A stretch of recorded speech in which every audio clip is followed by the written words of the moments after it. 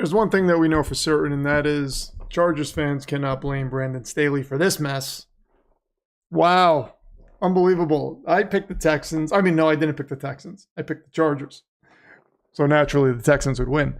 I had a feeling there was going to be an upset this wildcard weekend, as there typically are, but this one wasn't on my bingo card. I felt like perhaps this game, the Steelers-Ravens, I thought this could be an upset. I don't feel that way anymore, obviously. As you can see, I usually do not show you this right away, but tonight I did. Let's see who Baal is pledging his allegiance to tonight, by the way.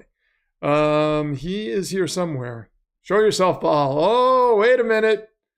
He's pledging his allegiance to Russell Wilson and the Steelers. What is going on? Why would he do that? It's pretty bizarre, if you ask me. 15 minutes until kickoff, says SG. Yes, so we are just hanging out.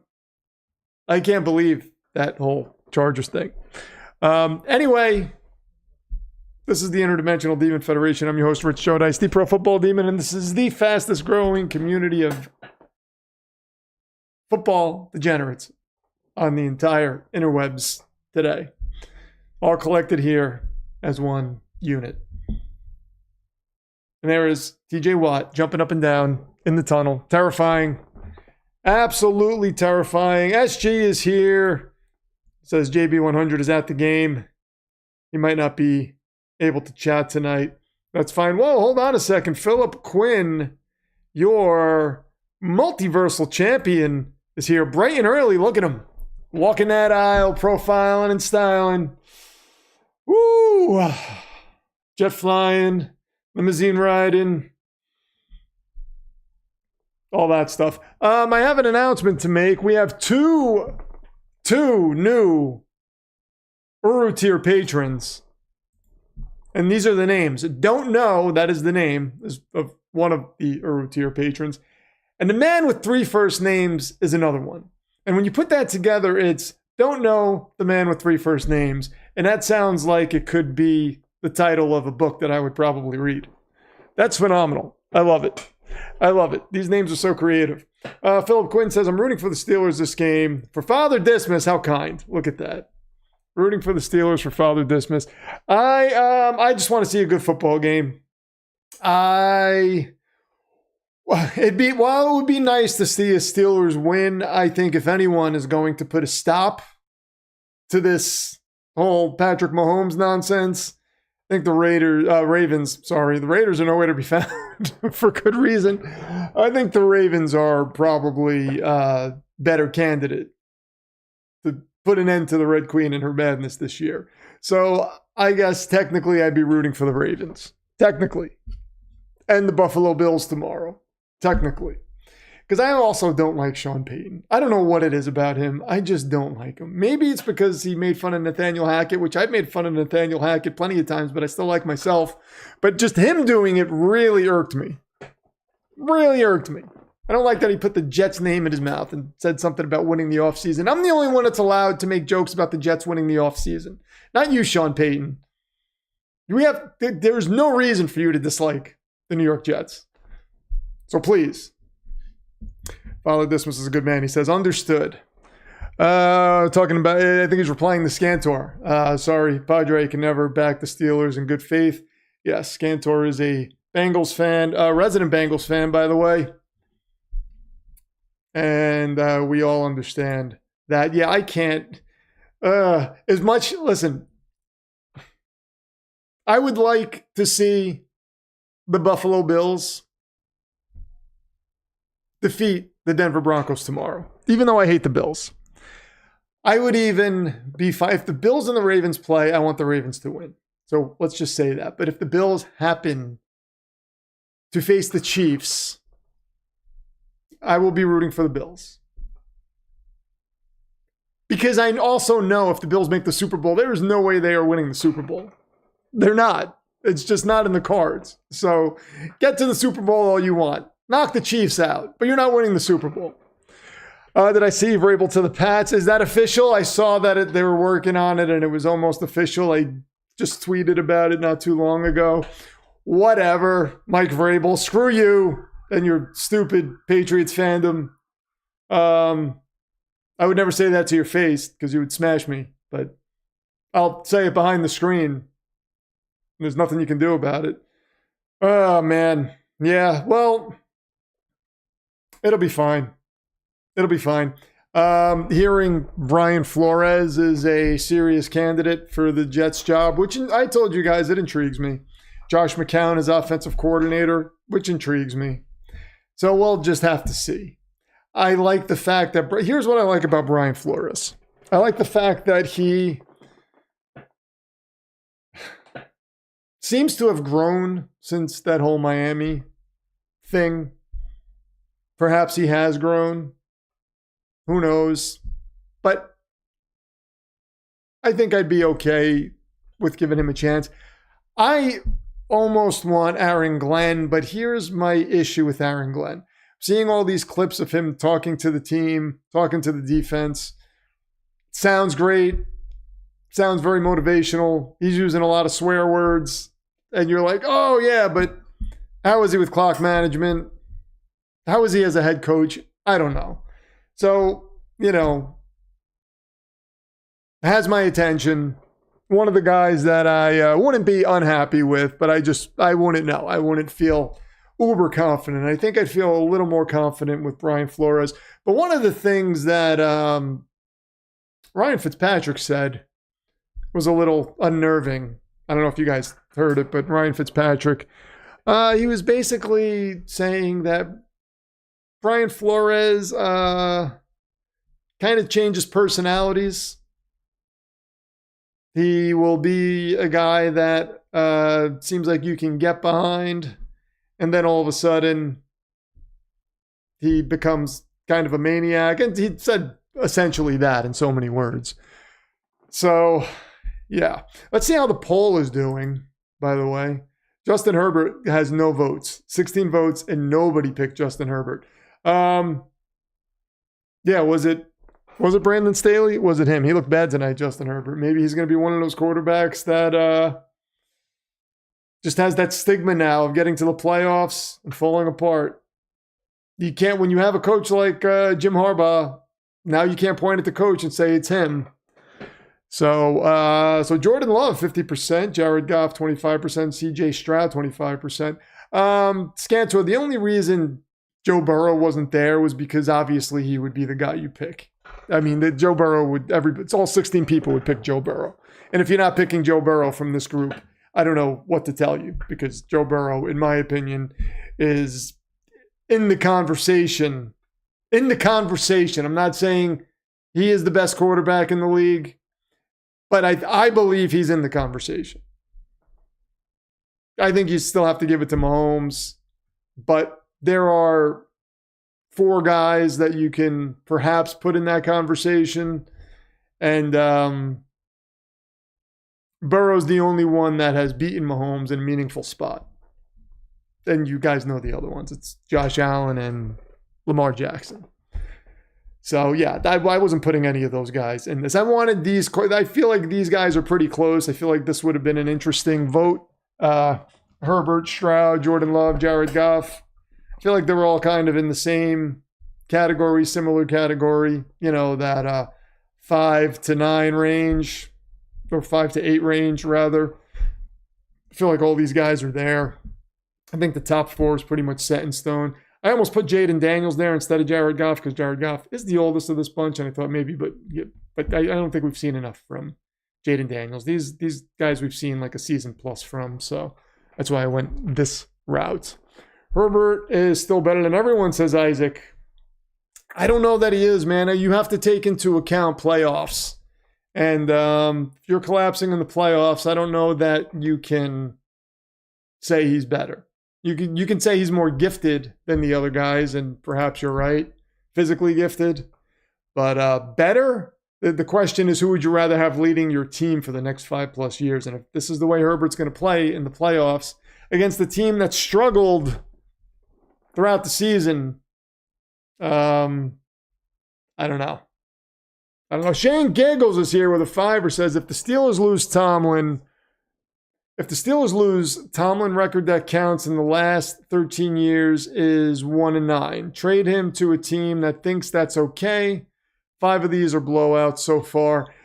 So I'm not even going to call this a rumor, but this is something that Colin Cowherd mentioned. He's been talking about trading Tomlin to the Bears a lot. He's been mentioning that a lot. And I think the Bears would be open to that. I don't know if the Steelers would be open to that, but that would be interesting. Look, I'm as a fan of a team who has been coach starved for a long time. I would be happy with Tomlin. Maybe he needs a new scenery. Maybe he needs some new scenery. But another thing that's been going around is perhaps Aaron Rodgers coming back another year and playing for Pittsburgh. Would you be any worse off with Aaron Rodgers than you are with Russell Wilson? Would Aaron Rodgers have some kind of resurgence at 41, 42 years, 41, 40? He would be 41, right? Or no, he would be 41 going on 42. Is that what it would be?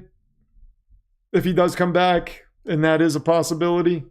How would you Steelers fans feel about that? Let's go UW, the first person to ever contribute to the stream, has just arrived. And says, I just want to get ahead of the curve and apologize for the sin against football tonight as the Steelers get blown out again and Tomlin gets no blame. Oh, that could happen. That could happen. It's tough to blame Tomlin. I'll tell you that. It's tough to blame Tomlin because if you look at the Steelers' situation compared to other teams that are playoff bound and whatnot, the guy hasn't had a quarterback since Ben Roethlisberger. It's tough to put the blame on him when you have Russell Wilson. Last year he had Kenny Pickett, Justin Fields. And the guy's still in the playoffs. So it's hard for me to say, yeah, this is Tomlin's fault. It's so hard for me to do that. Philip Quinn says Tomlin has a no trade in his contract. Well, there you go. That's why you're the champion, Philip Quinn. You come in and set us straight when you have someone like me coming on here and just speaking nonsense. Actually, someone like Colin Cowherd. I was just repeating what he said. So he's really the one that's at fault here, not me. I'm just at fault for not doing my research and repeating what he says. And I don't like a lot of things that he says because everything he says seems to be Jet hate. It's just like Jet hatey. And it bothers me. Matt West says Jets would take him in a heartbeat. And would you be happy about that, Matt West? I think I would. Not I think I would. I would be very... If he was one of the candidates right now and we lost Vrabel, he would be at the top of my list, obviously. Remember to like the stream, says Scantor. Scantor is a selfless human being. Thank you so much, my friend. Yeah, it's... I could see why Steelers fans would grow tired from seemingly the same result year after year. But you have to remember there are some of us who would kill for that result year after year, at least to be there, at least have that one extra game, maybe 2 extra games. We would kill. Jets fans would kill for that. Our season's over, before Thanksgiving. We're just hanging out during the holidays, hating football and watching other teams succeed. Let's go to UW. Says, we can definitely blame his Cheeks defense for wasting the entire Killer Bees era. Yeah, you can. Thank you for the fiber. Let's go UW. You can, but again, it's recently I give him a pass because he has still had winning records with no quarterback, and I think that's tough to do. I think if Tomlin had a Justin Herbert, by the way, Justin Herbert, maybe you have different results. I don't know. But the way Justin Herbert's playing in the playoffs, perhaps not. Because I think Jim Harbaugh is a hell of a coach, so I don't put that on him. I put that on Herbert tonight. It's so weird. So weird. But Tomlin, in my opinion, is one of the premier coaches in the league. If you are Bears fans would die to have Tomlin, I think. And here's the thing. Steelers fans suffer from the same thing Green Bay Packers fans suffer from. And that is you are so spoiled with having just these long tenured coaches that are awesome. And you're like, oh, we'll just put anybody there and we'll still win games and whatnot. So you're ready to just throw a guy like Mike Tomlin aside. And Packers fans, it's like they just always have a quarterback. So they don't even know what that's like to not have a quarterback. There's been maybe a year of their life where they haven't had a quarterback. It's unfair. And there's the kickoff. We are starting the game. Wow, I feel like that's fast. I feel like that's fast. Why does every team that I love hurt me, says Warhood. Warhood, that is the joy of being a sports fan. You open yourself up to ridicule and pain. That's what it is. Steelers have the football. And let's see what the Steelers offense can come up with tonight. Here we go, says Scantor. Here we go. 1st and 10. Russell Wilson is working out of the shotgun. He's back to pass. Gets the ball off, and Pat Fryermuth drops it. That's not our Wilson. The ball was right there. Muth, you got to catch that, man. Ooh, he's got those playoff nerves. He's got those playoff nerves. Takeda says, Rich, your season was done before Halloween. That is not true. We live streamed on Halloween. Were you not here? And the Jets beat the Texans on Halloween. I was dressed up as Jeff Elbrick, and we had a blast. And I thought that was the turning point. But it turns out we did turn, and we crashed into a tree. And everybody perished in that crash. I don't want to get dark. I just got dark, didn't I? Washington with the reception. He's got about a gain of 9 on that. He's a massive human being. I say that every time he's on my screen because he fills the entire screen. Oh, man.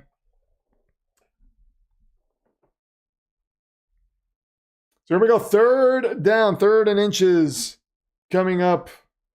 And we got Justin Field. We have a Justin Field sighting already on 3rd and inches. He's working out of the shotgun. Something tells me he's going to run this. I don't think you have to be a genius to figure that out unless he hands it off. And he does. He hands it off. Up the middle, it's a 1st down to Jaylen Warren.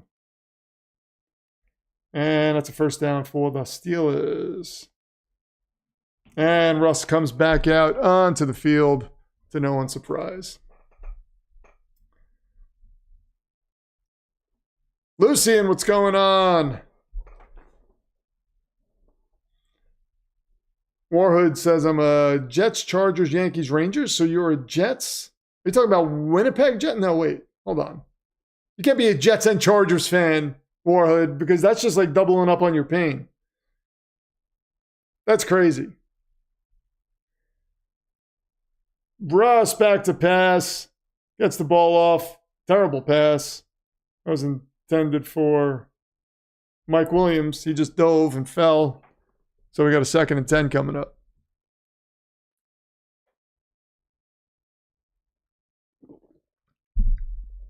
Philip Quinn with a 5er comes in. Your multiversal champion, by the way. Let's get his title back up on the screen. There it is. He says, the Packers and the Steelers do share similar pain. Both our teams, generational quarterbacks, are only worth 1 ring. That's true. That is very true. 2nd and 10, handoff to Najee Harris. He plows forward for about a gain of 3 or 4. So of a 3rd and about 6 coming up. Thank you so much, champ. Philip Quinn is up to 17-10 on the stream. The all-time leader, I believe, in the stream donation area is Philip Quinn.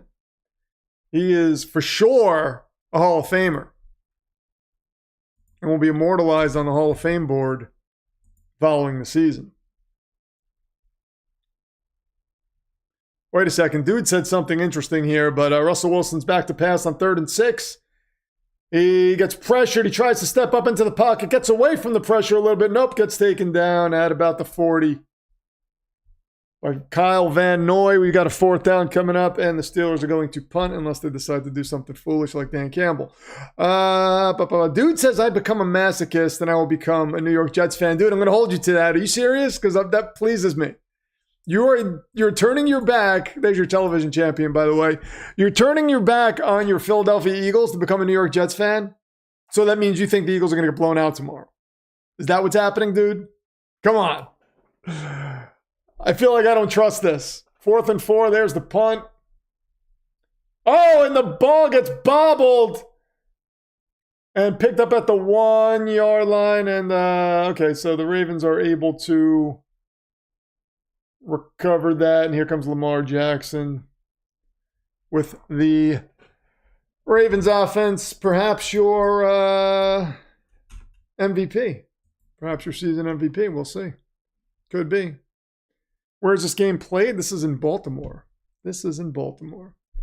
Ice Nova says, who's winning tonight? Well, as you can see on the screen, Ice Nova, I believe the Baltimore Ravens are going to win 26-16. That should be the exact score. So we'll see what happens. I've gotten strangely close to a lot of these scores throughout the season. So I have complete confidence in that score right there. SG says ball security issues against Pittsburgh. Here we go again. Yeah, but you avoided disaster, so let's just put it in the past and move forward, because worrying about things that haven't happened will just drive you crazy.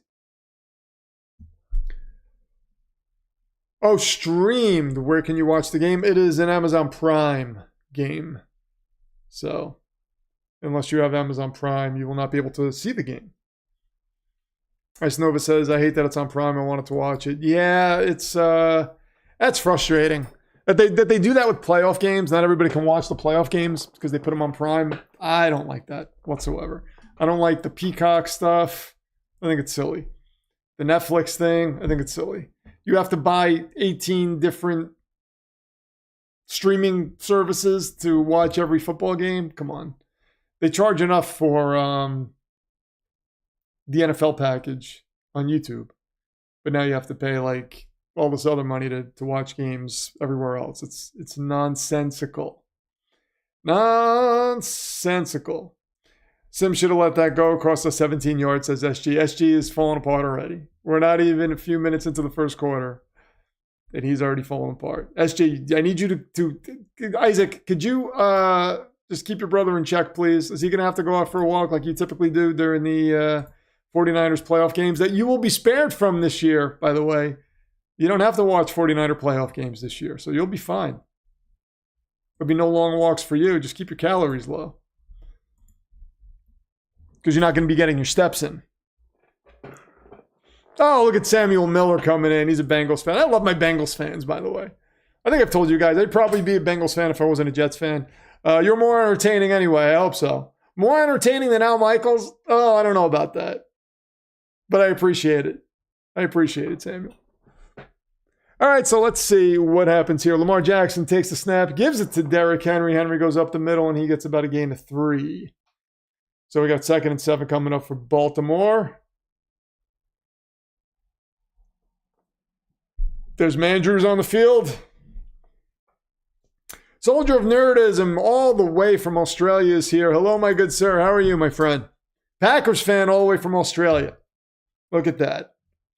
Lions and Browns are the only legacy teams without Super Bowl appearances. Lions might get one this year. Oh, there's a flag. We've got laundry.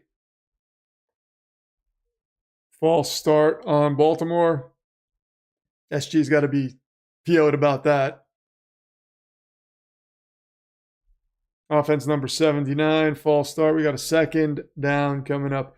Yeah, we Bengals fans are pretty chill. There's always room for more in Cincinnati.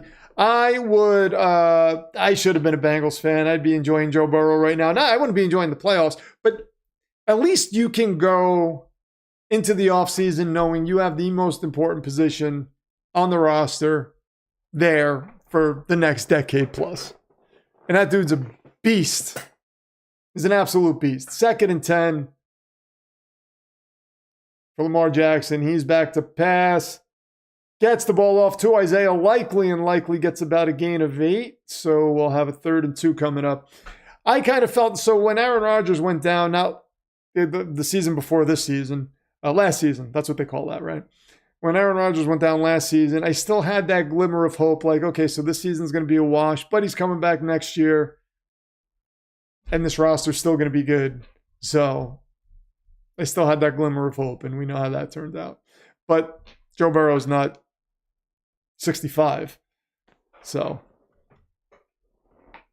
that's why you should be confident. 3rd and 2 coming up. Lamar Jackson working out of the shotgun. 3. Oh, he's going to run this. He gets the 1st down. Look at him, just like a He just like juked the guy and it looked like a video game glitch. Unbelievable, this guy, the way he moves. Did I miss anything, Nukabat? No, you missed SG losing his mind a little bit because the Ravens botched a punt, but it didn't hurt them, but he still lost his mind anyway.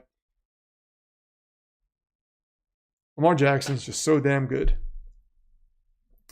So damn good. Elmo Jets fan, what's going on? How are you? Hope you're doing as well as I am. Enjoying another offseason without the New York Jets playing. Lamar Jackson's going to get taken down. It's going to be a loss of 1 maybe. Stress-free playoff football. That's what I like. You guys are fools that have to watch your teams in the playoffs. We got to do it stress-free. Jets fans, we know. P6. Is P6 here? Congratulations, P6. Congratulations on the Texans win. Do you have any faith that they're going to do anything else from here on out? Was there something that you saw that you were like, oh, they've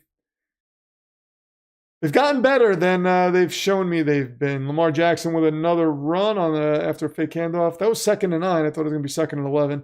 Runs us for about 8 yards, so we got 3rd and 1 coming up. It's Ravens Steelers in the playoffs. All that stuff goes out the window. Oh, all of the playoff games are free in Australia. Wait a minute. Lamar Jackson runs to the right. That's another first down and some more. It looked like he was holding his head after he got hit there, and I think he just patted himself on the helmet. It scared me for a second. I was like, Lamar, you cannot go down right now. Dude, that can't happen. The team looked more confident. They did. Defense looked good. Defense looked really good.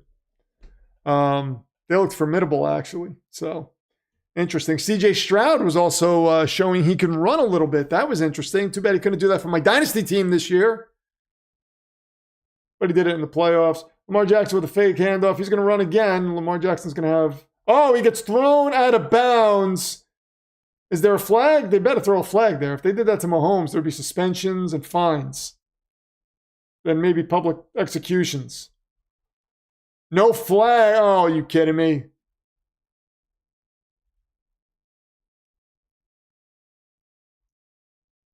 I mean, I get it. I get it. He was in bounds. Yeah. But still, if it happened to Mahomes, there'd be flags abound.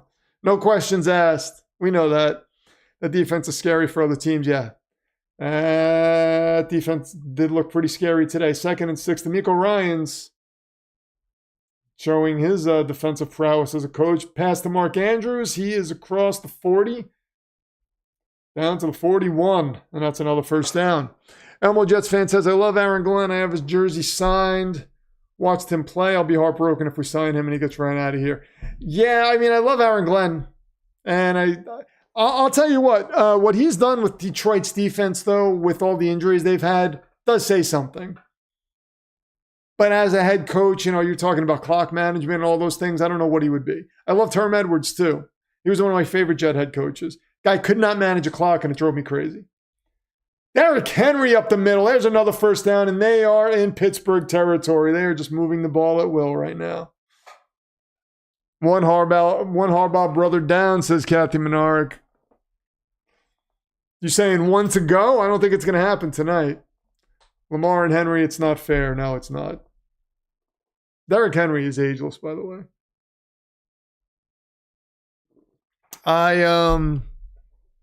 Tomorrow is going to be crazy. 3 games back to back. My voice might be shot by the 2nd game.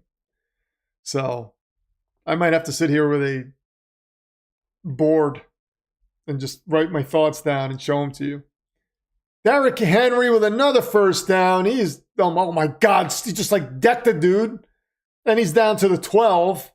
He just threw a punch and knocked the Steeler down. That is crazy. That wasn't a stiff arm. That was a punch. He just decked the guy. Wait a minute. Let's see this again. Oh, just fingertips on him. That doesn't matter. Here we go. It's coming right there. Damn. Oof. My Lord. I was like watching a replay of a UFC fight. Lamar back to pass. Throws this one out of bounds after he gets pressured. 5:26 left in the first. 2nd and 10 coming up. Oh, man. This does not look great for the Pittsburgh defense right now.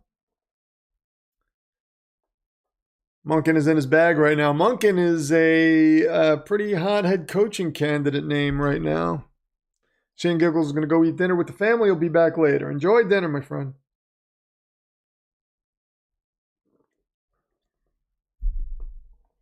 Second and 10. Handoff to Justice Hill. He gets pushed out of bounds. I think that's a loss of 2, so it should be 3rd and 12 coming up. Chargers lost. Now I need the Ravens to lose. Bye-bye, Harbaugh brothers. What do you have against the Harbaugh brothers? I don't understand it. I don't know why you hate the Harbaugh brothers. I mean, Jim looks a little creepy. But John looks like the neighbor that would, gas up your lawnmower if you needed him to. He sees you outside trying to build a fence. He's going to come over and say, hey, I have some extra lumber if you need it. No charge. He just looks like a nice guy, neighborly. 3rd and 13, back to pass is Lamar Jackson. Throws over the middle to the end zone, and that is caught by Rashad Bateman. And the Ravens strike first. Wow, what a pass by Lamar. Showing this MVP discussion is not in vain. I heard, I don't remember who it was. They were talking about Lamar Jackson versus Josh Allen. I wish I remembered who it was. Such a ridiculous argument. Well, it was maybe it was Tony Romo. I think it might have been Tony Romo. He was basically saying, it was Tony Romo. Give it to Josh Allen because Lamar's already won it twice. It's like, what? No, we don't do that. We don't just give it to a guy. Oh, this guy's already won. Let's let this guy have a chance. No, this isn't an everyone gets a trophy situation. Tony Romo, you should know that because the Cowboys didn't get a trophy when you were there or since you've left. John looks like the neighbor from Disturbia. Takeda Luna with the comment of the night so far. Oh, man. If the Jets, Bobby Slowick got interviewed by the Jets, yeah, I saw that. And I think I tweeted at Woody Johnson, no. I've been tweeting to him who I don't want the coach to be. So hopefully he's getting those and hopefully he is listening to me. So, I mean, right now it's, if it's not Vrabel, Vrabel's probably going to be signed by the Patriots tonight. If it's not Vrabel, I don't want Ben Johnson, man. Ben Johnson is an Adam Gase disciple. No idea what he would be. I mean, he's got a roster. You would have to be a horrible offensive coordinator and not make that work. Not saying he's not going to be a good head coach, but I don't know. I think everything is a little bit elevated because of the offensive line, the roster itself, all the playmakers he has. He has an accurate quarterback who's fantastic with all the time that he has behind that ridiculous offensive line. So looking at him, I don't know that I'm sold. It's like, could you do more with less? I don't know. So for him to be a top head coaching candidate, I'm just like, And I don't have anything to worry about because he doesn't want to come to the Jets anyway. He wants to go somewhere where they have a quarterback. So his top 3 destinations, from what I understand, are in no particular order: Jacksonville, Chicago, and New England. Looks like New England's not going to be a thing, so it'll probably be between Jacksonville and Chicago. If I'm him, I'm going Jacksonville because, I mean, ownership in both those places hasn't proven to be anything special. But I think I like Trevor Lawrence. I think Trevor Lawrence can be salvaged. I don't know what Caleb Williams is. Caleb Williams got fooled by a text message. Did you see that? Some kid text messaged him saying, hey, this is Ben Johnson. I'm going to be your new coach after the playoffs. And Caleb Williams was like, all right. And he's like texting him back saying, hey, man, you just You do what you have to do. You finish this out, and then, let's get it. And it's like, it was like some 18-year-old kid texting him. Crazy. I mean, to get fooled by that, Caleb. I mean, come on. Come on. That was typical. That was like in typical Bears fashion. You know how mad I would be if we had a promising rookie quarterback and that happened? I would say that is an omen that this guy's just going to go the route of Zach Wilson. That's an omen.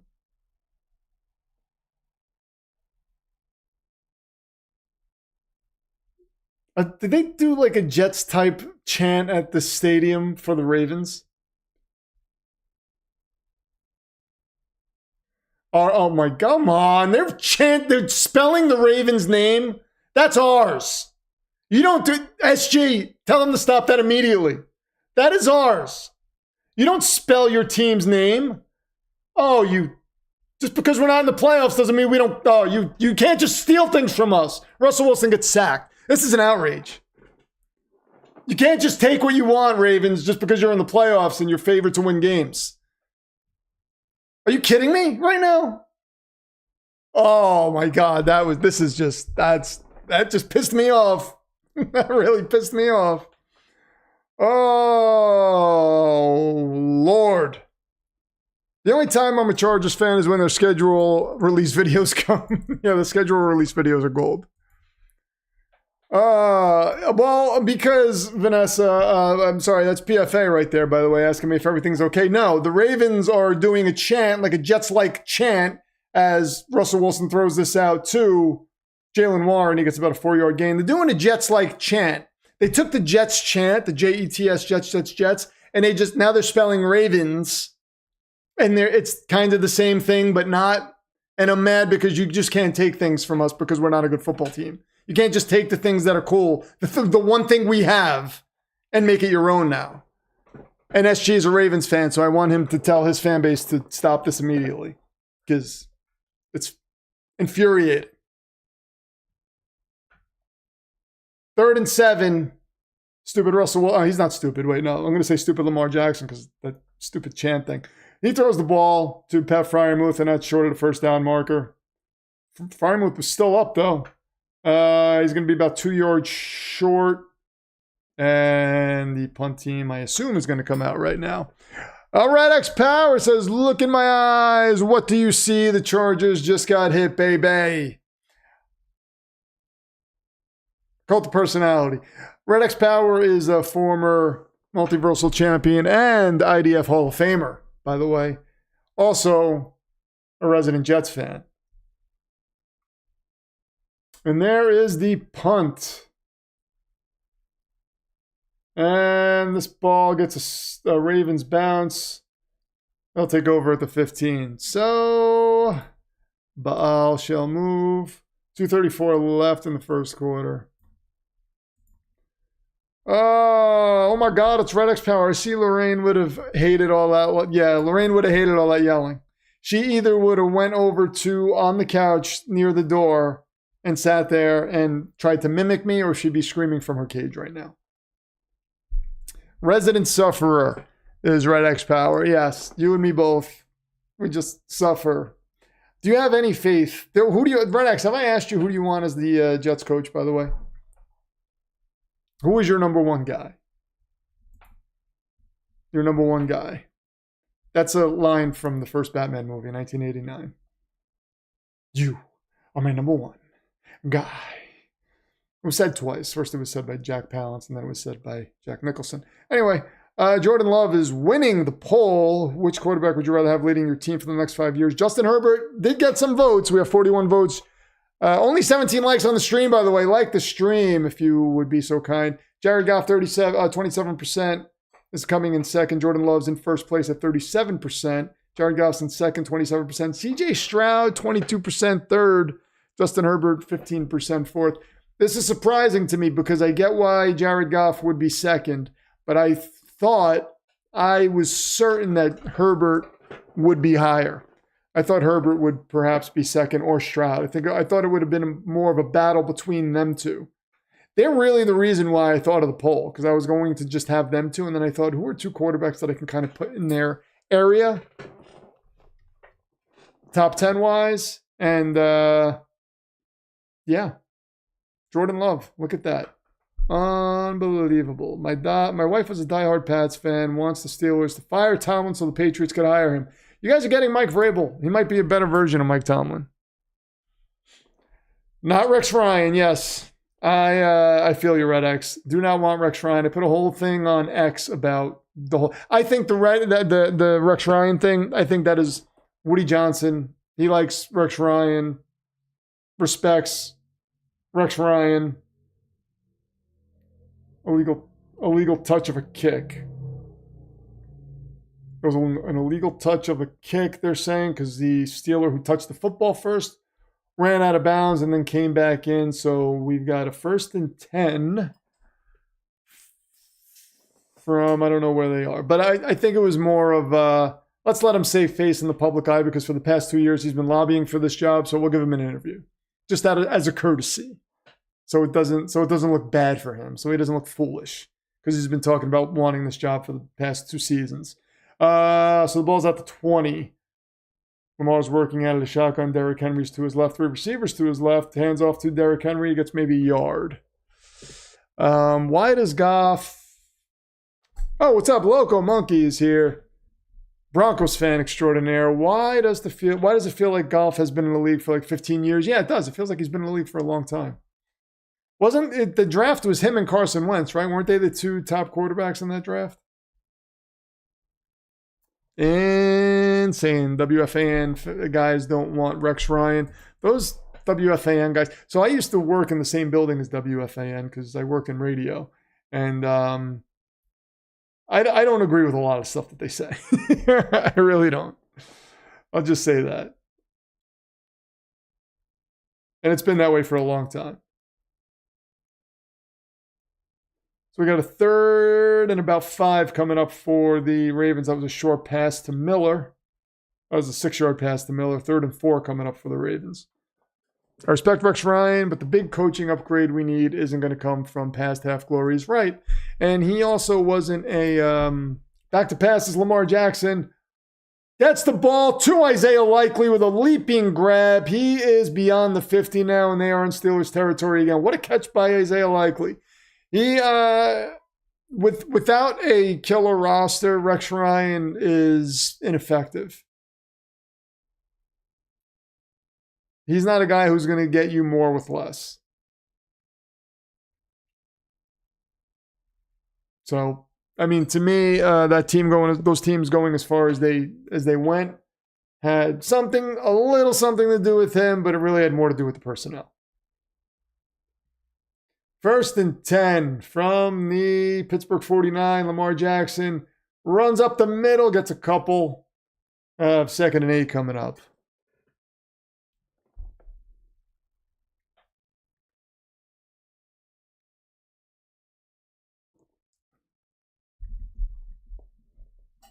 Dave Booth comes in and says, can't stay, but hey, y'all, what's going on, Dave Booth? Hit that like button before you go. Thanks for popping in. Appreciate it. Follow this one says, the only radio I ever did was doing the weather for our local Navy station. The weather's tough. Weather's tough to do. 2nd and 8. Back to pass. Lamar gets the ball off to Justice Hill, who goes nowhere. They might be back in Ravens territory. So we're going into the 2nd quarter. It looks like Baltimore, they're at midfield. They're right at about the 50. They didn't move the ball forward on that last play. Going into the 2nd quarter. 1st quarter went by quickly, as it typically does, because we are all excited, talking, and then 2nd and 3rd quarters typically just lag on a little bit, and then we get to that 4th quarter, it gets exciting, if the game is close. YouTube put you 16 minutes behind the stream. Oh, my Lord. Thank you, Dave Booth. I appreciate it. Only WFAN personality that wants Rex is Joe Beningo. Joe Beningo wants Rex Ryan. Joe Beningo needs to stop. He needs to stop. I mean, he jumped the shark when he did that whole thing with Robert Saleh, saying Robert Saleh texted him that he doesn't like Zach Wilson. That was just, oh my God, that aggravated me. I'm telling, and it made me even more angry that Robert Saleh is texting him about the team. Like, it just showed a poor. It was just a lack of judgment. You're texting a former radio personality who still goes on the air at WFAN and is a Jet fan. You're texting him about the team and about the roster, and you think he is going to keep that to himself? You're going to trust that guy?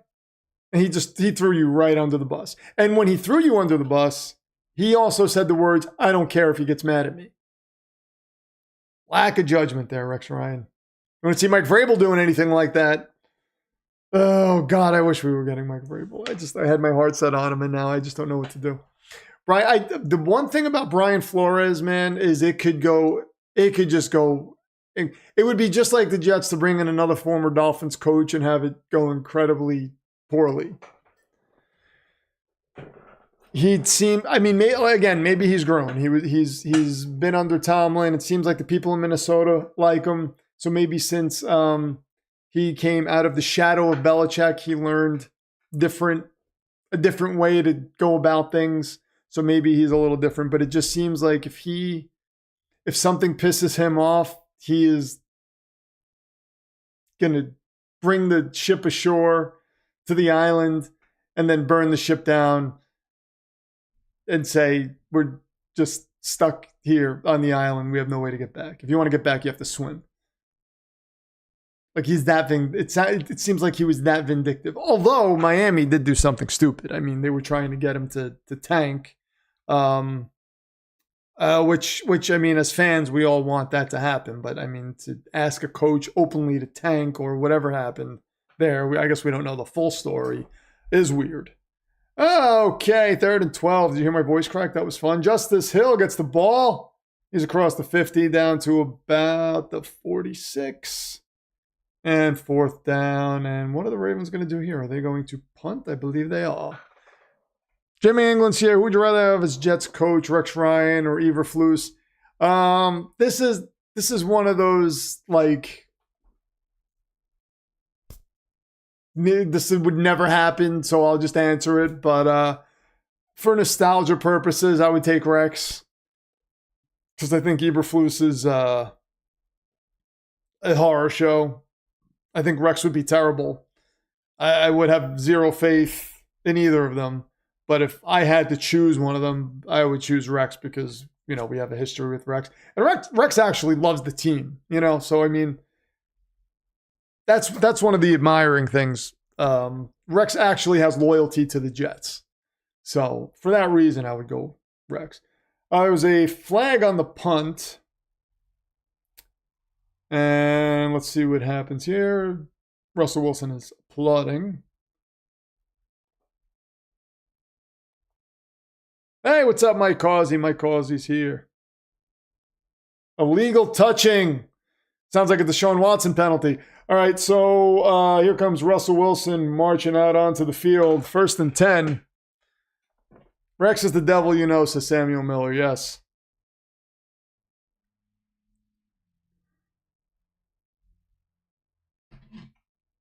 So the Ravens are in a huddle. Let's see what's going on in the chat. Asking the coach to tell his guys to tank is incredibly damaging to the team's cohesion. Yes. Because, you know, a lot of guys playing aren't going to be back the following season. They want to play well so they can get signed by another team. They can, you know, make some money.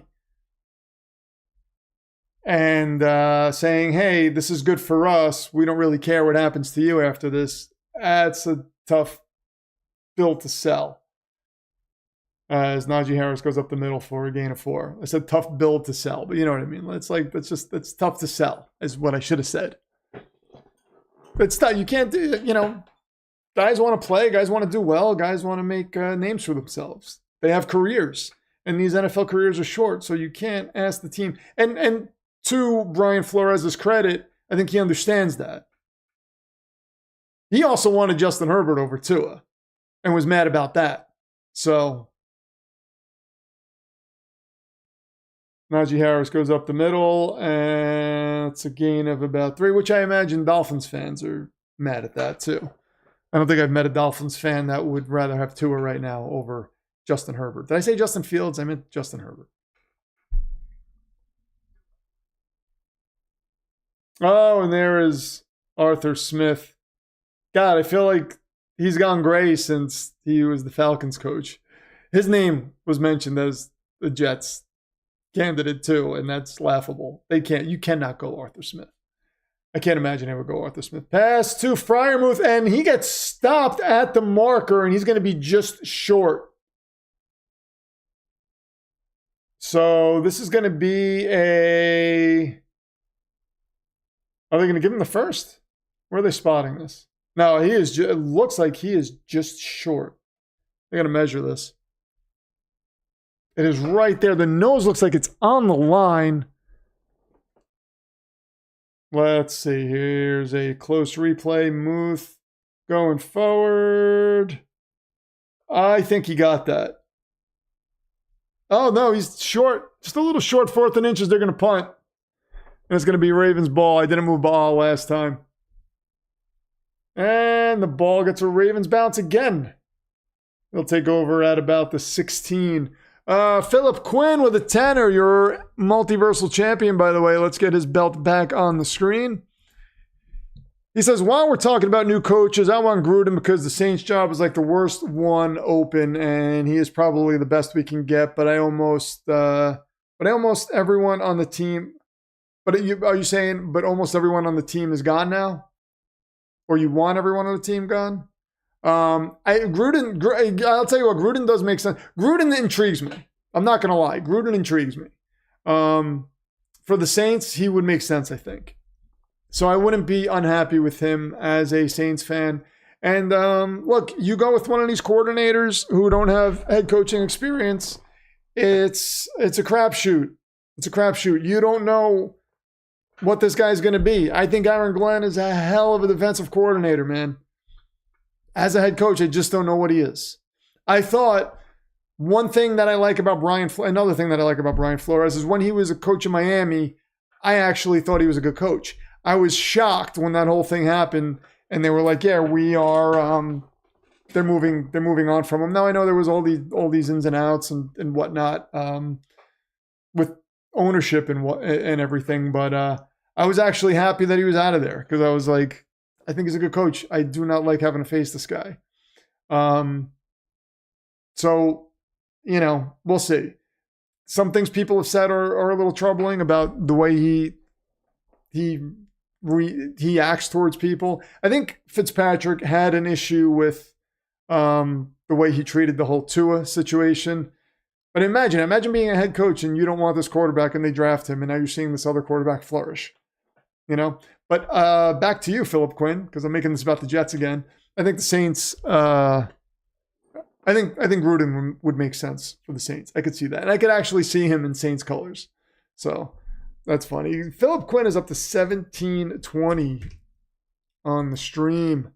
Thank you so much, my friend. And Philip Quinn is an Uru tier patron. His generosity knows no bounds. So Mike Causey is here and says, only our generation gets this. Choosing between Eberflus and Ryan would be like when your parents told you to pick out your own switch for punishment.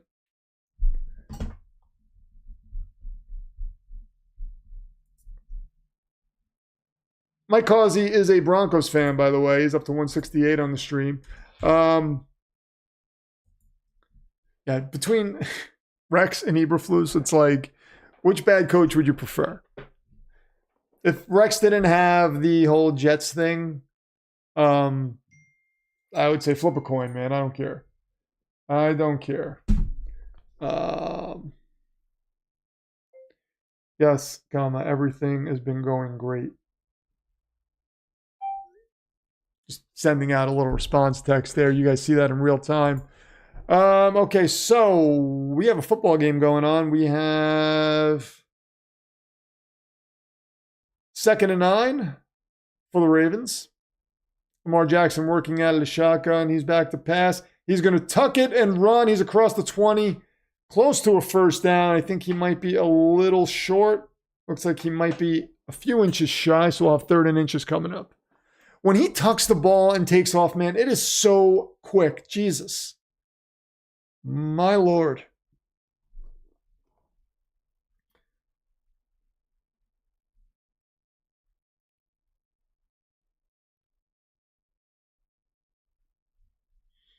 Samuel Miller says Cleveland's helmet should be. I got to read this. Hold on a second. And they do a little tush push.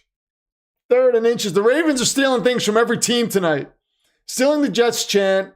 Stealing the tush push from Philly. Get your own personality, Baltimore. What the hell? Cleveland's helmet should be renamed the Deshaun Watson mouth. They're just throwing money down in it. I know where you're going with that, but the Deshaun Watson mouth. It sounds. All the females in Cleveland just cringed when they heard that. 1st and 10. And there goes Lamar Jackson. Gives it to Derrick Henry, who just blasts up the middle for about a gain of 9. We got a 2nd and about 1 coming up. Half a 1. Derrick Henry, my God. Get Lincoln Riley. I'd be cool with Lincoln Riley. I mean, why not? Give him a shot. I don't know that I'd be confident, but I think I'd be like, all right, this is interesting. Let's see what happens. Bubba is here. Glass breaks. I have come back to the Demonverse. Not sure how long I'll be here. My wife wants to go to karaoke tonight and join me while I'm here. Well, we will enjoy you, Bubba. But karaoke over football, you're a good husband. I would do the same thing as you, by the way. I would be going with my wife to karaoke. Jackson tries to go forward. That was 2nd and 2. Now it's 3rd and about 1. 3rd and inches coming up. It's a copycat league, and the Ravens are copycats. Just copycats. They should change the name of their team to the Baltimore Copycats. Replace the Raven with a cat. Or like a photocopy of a cat. Can't replace the Raven. Lorraine will get mad at that. Okay, Lamar Jackson, under center. Are we going to do another tush push? No, they're going to give it to the monster Derrick Henry, who just plows forward. That was too easy. First down. The guy's like 6'8", 420 pounds, and still runs like a 4.3. Matt Eberflus needs to stay the hell away from New York. He's not even getting interviewed, is he? Why if somebody knows something I don't, that Matt Eberflus's name keeps getting thrown in the chat? I don't even think he's getting an interview. So let's just stop mentioning his name, please, because it's scaring me. Kick the tires on Urban Meyer. No, how about kick Urban Meyer in the shin? I would rather do that. Lamar Jackson gives the ball to Derrick Henry. He cuts up the middle. Gets about a yard. They are at their own 42-yard line.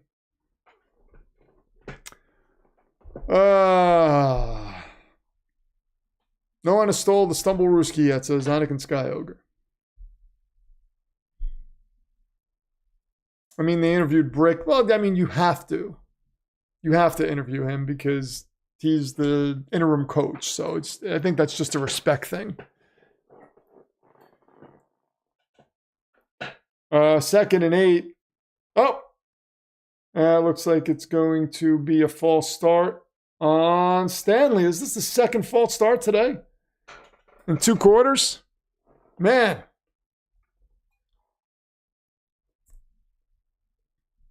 The fact that Derrick Henry had any bad games this season is crazy, says Red X. Yeah, indeed. Lamar working out of the shotgun on 2nd and 13. He's back to pass. Got some time. Breaks a tackle, and he's going to run again. He's across the 40 at midfield into Steelers territory. Taken down at about the 43, but there is a flag on the play. Lamar Jackson's getting helped up. He looks like he's a little walking gingerly back to the huddle. Looks like he's in a little bit of pain. Holding on the defense. 5-yard penalty will be tacked on at the end of the play. Now Lamar looks like he's all right. He's wincing in pain a little bit, but doesn't look like anything serious. Ronnie Stanley, come on, man. Yeah, this guy is being a little crazy. Being a little crazy with these penalties. Bubba says, Rich, would you want Peterson now to Jacksonville Camden? Doug Peterson is a coach that I actually like. So I wouldn't hate Doug Peterson. I don't know if it's a Trevor Lawrence thing or a Doug Peterson thing in Jacksonville. It could be a Trevor Lawrence thing. Trevor Lawrence might not be good. 1st and 10. Lamar Jackson rolls out to his right. He is going to tuck and run again. He runs for about 2 or 3 and gets out of bounds. Just like Justin Herbert might. Oh, Justin Herbert might not be as good as we think he is. Well, I mean, according to the poll, people don't think he's that good. So might not be as good as we thought he might be, we'll say. But Trevor Lawrence just might not be good. He might not be a guy that is going to be anything better than what he is right now. And that's not great. Especially when you're a guy who's supposed to be the savior of a franchise. If the Jets would have drafted him, we were drafting him thinking he was going to be the savior. 2nd and 7. We were depressed when we couldn't get him.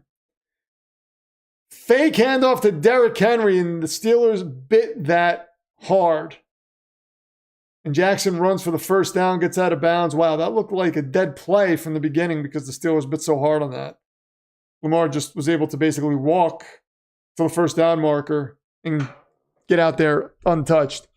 Mike Causey with a 5er says, theft is the Ravens' identity. They stole the team from Cleveland. That is a great point, Mike Causey. Look at that. Mike Causey comes in spitting facts. They steal everything. 1st and 10. Oh, no. My stream almost froze for a second there. Derrick Henry goes up the middle for about a gain of 2. I have 2nd and 8 coming up. Mike Causey's up to 173 on the stream. Mike Causey, congratulations. You are now the number 5 contender with that donation. Look at that. Mike Causey is now the number 5 contender. I'm going to get that graphic up for you shortly, my friend. I just got to create it here and do play-by-play simultaneously because Josh has the night off. So, Mike Causey, representing the Denver Broncos, has made the top 5 list. And Derrick Henry gets another 1st down. He's inside the 10. Takes it down to about the 8-yard line. Mike Causey at 173 even. Dethrones Carter Ferris. Resident Lions fan, Carter Ferris.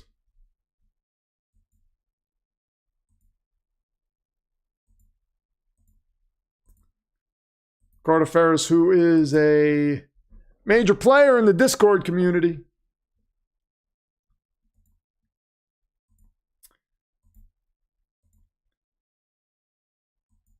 Hand off to Derrick Henry again. He goes up the middle and he's in the end zone. Touchdown Ravens. The Ravens extend their lead, make this a 2-score game. Wow. Are you kidding me? Are you kidding me?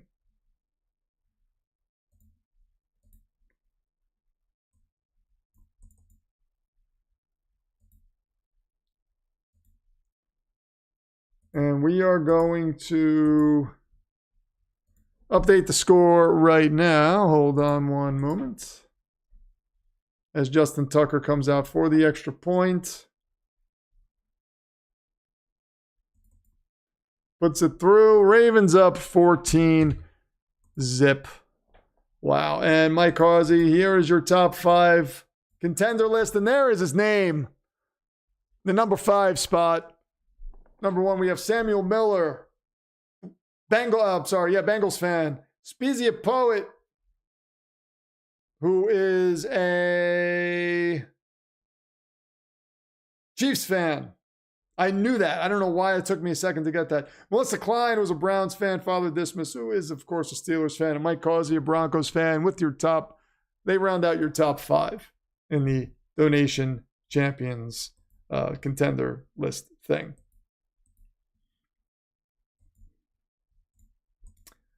Oh, boy. Here we go. 14-zip.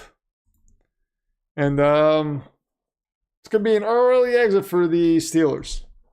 Early exit, early night for the Steelers, maybe. Steelers, maybe. Let's see. There's always a possibility. Always a possibility they can come back. Always a possibility their defense can do something, but you never know. Scantor says, remember to go ahead, to not get ahead of Rich's stream, please. Yes, please do not get ahead of the stream. I'd appreciate it. Jimmy England says maybe the Jets get Coach Prime. I doubt that. I don't even think he's on the list of interviews. I know the Jets are casting a wide net, though. It's good to see. And I credit Woody Johnson, by the way, for bringing in help here, for having the testicular fortitude, as Mick Foley would say, to openly show the world that perhaps he doesn't know what's best for the team in terms of making the hires himself. And he's putting his ego aside and saying, I'm going to bring in people who can help. Now, Nick Wright had one of the worst takes I've ever. Every now and then he rolls out a take that I'm just like, oh my God, I wish I was on this show with you because I would rip you apart. Because Mike Tannenbaum is part of the 33rd team, Mike Tannenbaum used to be a Jets general manager, Nick Wright thinks Mike Tannenbaum is going to do what George Bush did with Dick Cheney, or what Dick Cheney did with George Bush, when George Bush hired Dick Cheney to basically pick a vice presidential candidate for him, and Dick Cheney came back and said, I am the best candidate. So he thinks there's a chance that Mike Tannenbaum's going to come back and say, I'm the best general manager candidate and Rex Ryan's the best head coaching candidate, which I think is ridiculous. I do not think Mike Tannenbaum would do that. That would just be, you're just opening yourself up for all kinds of ridicule if you do something like that. That's going to be hard to come back from.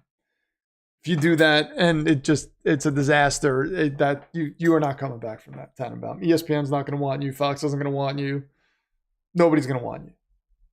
And this isn't towards Mike Tannenbaum, because I don't think that's his thought process, but that's what Nick Wright said.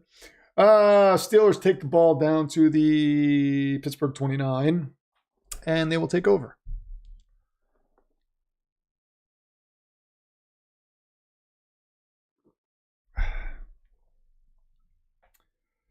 Oh, Red X Power says his vacation is over as of tomorrow. I don't want to go back to New York. Oh, Red X. I'm sorry, man. Going back to New York in the dead of winter was always tough for me when I was on vacation, when I lived over there. There's a pass to George Pickens who catches this, and that's about a gain of 8. Got a 2nd and 2 coming up for the Pittsburgh Steelers. SG says 150 rushing yards with 5 minutes left in the second quarter. Nice. That is nice. That is nice.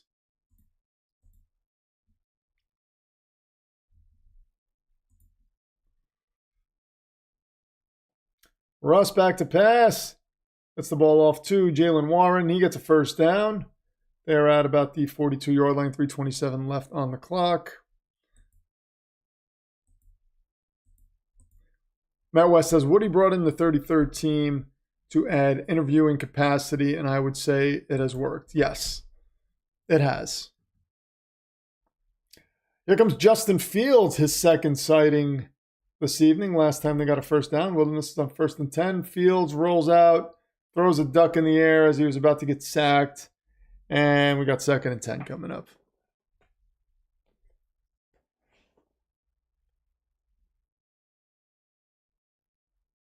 Now, bringing in the 33rd team, though, I was extremely happy when I heard that. I was like, that's a wise move. Hey, that's what the Commanders did.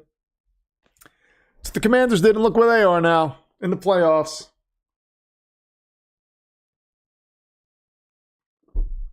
Second and 10. Russell Wilson working out of the shotgun. This conservative play calling is a little bit of a head scratcher. Handoff to Jalen Warren up the middle for a gain of maybe 2. 3rd and 8 coming up. I'm not a fan of this Steelers offense, what I'm seeing from it tonight or what I've seen from it recently. Timeout's taken by Baltimore. 2:41 left on the clock.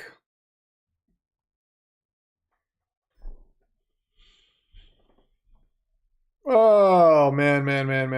Isn't it cold in the south, says Red X? It's been freezing, actually. And it, today wasn't bad. Today it actually hit, well, yesterday, actually hit in the 70s.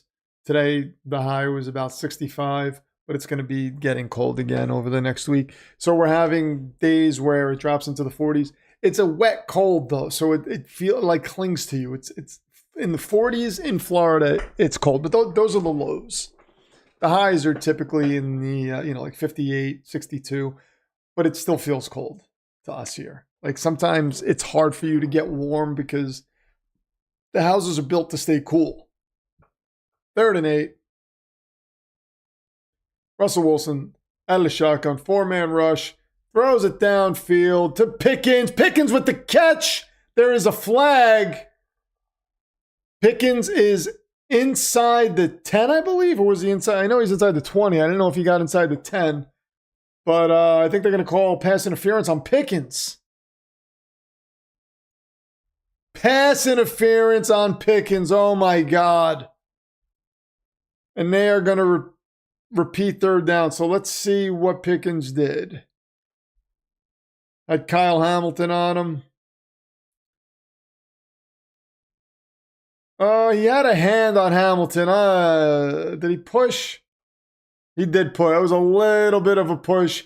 Hamilton fell. It might have been a little acting on Hamilton's part. It was close. I don't know that I would have called that. But okay, 3rd and 18. Pretty obvious. Of course, you would say that, SG. I mean, a little bit of a push there, but you can get away with that sometimes. 3rd and 18. I mean, we see DBs get away with that all the time. You got to let a receiver get away with it once in a while. Over the middle to Pat Freiermuth, well short of the 1st down marker. And we've got a 4th down coming up. And we will once again see the Steelers field goal unit come out. I don't know if I agree with that pass interference call, but okay. Okay, Soldier of Nerdism says he pushed him. A lot of acting, says Kathy Minaric. There was acting, says Matt West. Yeah, that's what I'm saying. I mean, I think there was, it got a little physical, but I don't know that, I think Kyle Hamilton acted like somebody shot him with a BB gun.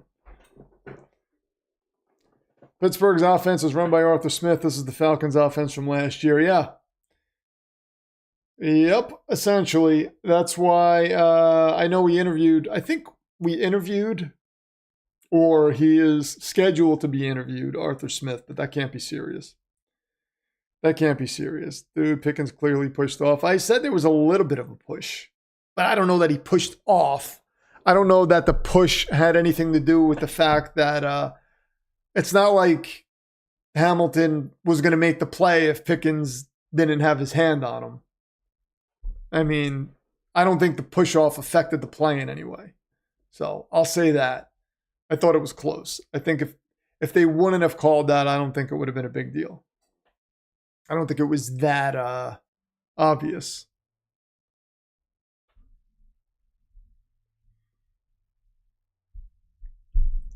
Bubba says, Arthur Smith could not use Bijan right all last year, so the Pitts play calling seems right on point. Yeah, that's true. And what's the deal with Kyle Pitts? Is he ever going to be good? Is he going to be like Jonnu Smith and not really be good until he's in his mid-30s? Matt West says, looks like they're interviewing anyone with a pulse, which I applaud them for. I mean, you haven't gotten it right ever. Well, okay, you got it right with Parcells. Congratulations. And with Weeb Eubank way back in the day. But that's about it. Rex Ryan, okay, I just think that roster was sick. But haven't gotten it right. Hardly ever. You can count on half a hand how many times you've gotten it right. So yeah, cast a wide net. Cover as many candidates as you can with that net. And just pick the right one. Just checked last year's Super Bowl live stream. Quinn has surpassed my end-of-season donation count by $516. Serious competition for my title, says Red X Power. Oh, and I think in a classy move, Hall of Famer and former multiversal champion Red X Power just gave a nod to Philip Quinn. Look at that. Red X showing what a champion he is. He's up to 159.72 with that donation. Yeah, I believe Philip Quinn, let's see. So yeah, I have it here. I can tell you right now. So Red X, last year, you finished at 1231. Yeah, so Philip Quinn has surpassed you by a good 200 and some odd dollars, I believe.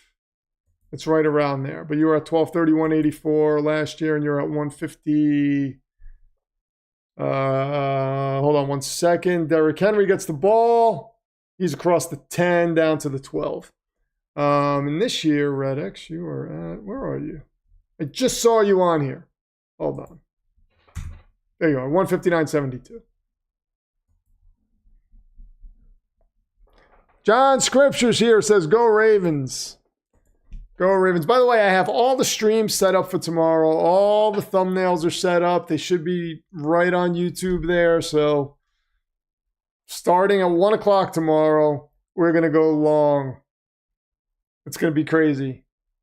I have snacks waiting in the wings, but I'm planning on eating them in between streams because I might get like a half hour in between streams. I don't want to chew in your faces. I hate that.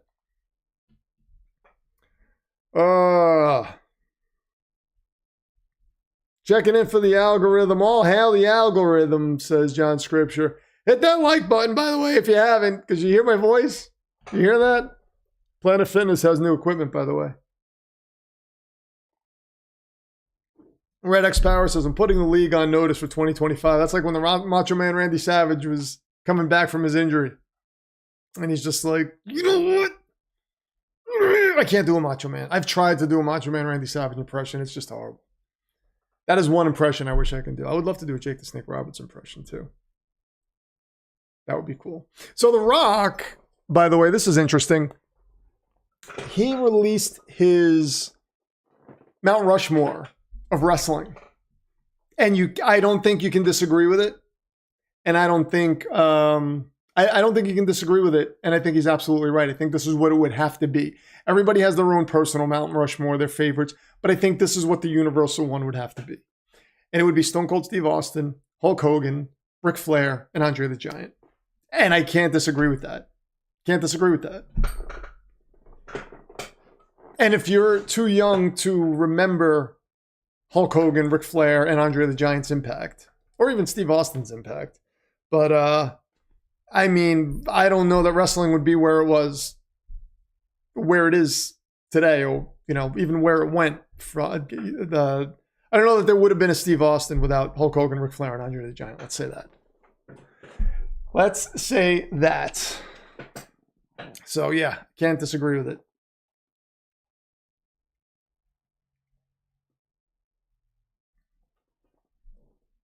Rich just jinxed himself for tomorrow. All 3 games are going to double overtime. That would happen. That's a big fear of mine. I just need PFA to not come in and have me tell her this game's definitely not going to overtime, because that's always bad. Snap it to a Slim Jim. Oh my God. That's a terrible Macho Man Randy Savage impression. That's horrible. If Flair isn't on it, he's wrong. No, Flair is on it. So it was Austin, Hogan, Flair, and Andre. Those are the 4. Those were the 4. Oh, look at Philip Quinn. Comes in with a 30 spot and says, your title? Nah. Anytime, any place. Philip Quinn making a statement. He goes up to 1750. Wow. Wow. This is going to be interesting. This is definitely going to be interesting. We got to get Philip Quinn's title on the screen again.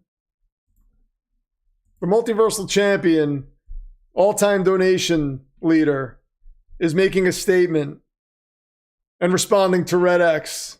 Pass over the middle to Rashad Bateman. That is a first down. Rashad Bateman's really coming into his own. As Philip Quinn, I got to adjust your donation there. Hold on. All of a sudden, I got British. And Philip Quinn's back. Oh, no, it's not Philip Quinn. That's Lamar Jackson. I always confuse you guys. Pass over the middle to Nelson Aguilar. He's across the 50 into Steelers territory. 1750 is where Philip Quinn is. And he's not on the field playing for the Ravens, for anyone I confused with that. Oh, look at Red X. Yep, Quinn, keep depleting your funds. We got some trash talk going on in the chat between champions. I typed that before you listed. Oh, okay, Loco. Yeah, Flair has to be on it. I mean, come on. Hogan has to be on. Whether you like Hogan or not, Hogan has to be on it. Wrestling wouldn't be where it is or where it's gone without Hogan's impact. I mean, he was the 80s. And then he resurrected wrestling. He basically helped create the Attitude Era with the NWO. So, I mean, that's why we got the Steve Austin we got, because the NWO did what they did. And then WWE was like, oh, you know what? We have to stop doing this kids programming nonsense and kind of do what WCW's doing. And they just did it better. Back to passes. Lamar in the face of a blitz. He gets the ball off, and that is caught by Miller. And the clock is running, and there's a little battle for the ball here. Refs, do your job, man. What's going on? 36 seconds. Timeout for Baltimore. So that is their final timeout. Matt West says, I respect the throwdown. Hogan did help wrestling, but he did bury a lot of people. According to them, there are some people that say, if you can make money with Hogan, you would have been where you think you should have been. I do think, I mean, there are all these different stories. The one thing that I'll say is I think Hogan and Bret Hart would have been, that's something I would have wanted to see back in the day. And I don't think Vince or Hogan wanted that. So they kind of blame each other for it. I think in Vince was always a guy back in the day, before WCW started beating WWE, he favored the bigger guys. Hogan always wanted to fight the bigger guys. He felt like, if I'm in the ring with a guy who's that much smaller, it's just not going to look right. Nobody's going to believe that. 2nd and 6. Remember, they were trying to protect the business too around that time. Lamar throws over the middle to Mark Andrews. I was going to call him Mike Edwards. He takes that down to the 25 with 28 seconds left, gets out of bounds and stops the clock. That's another first down.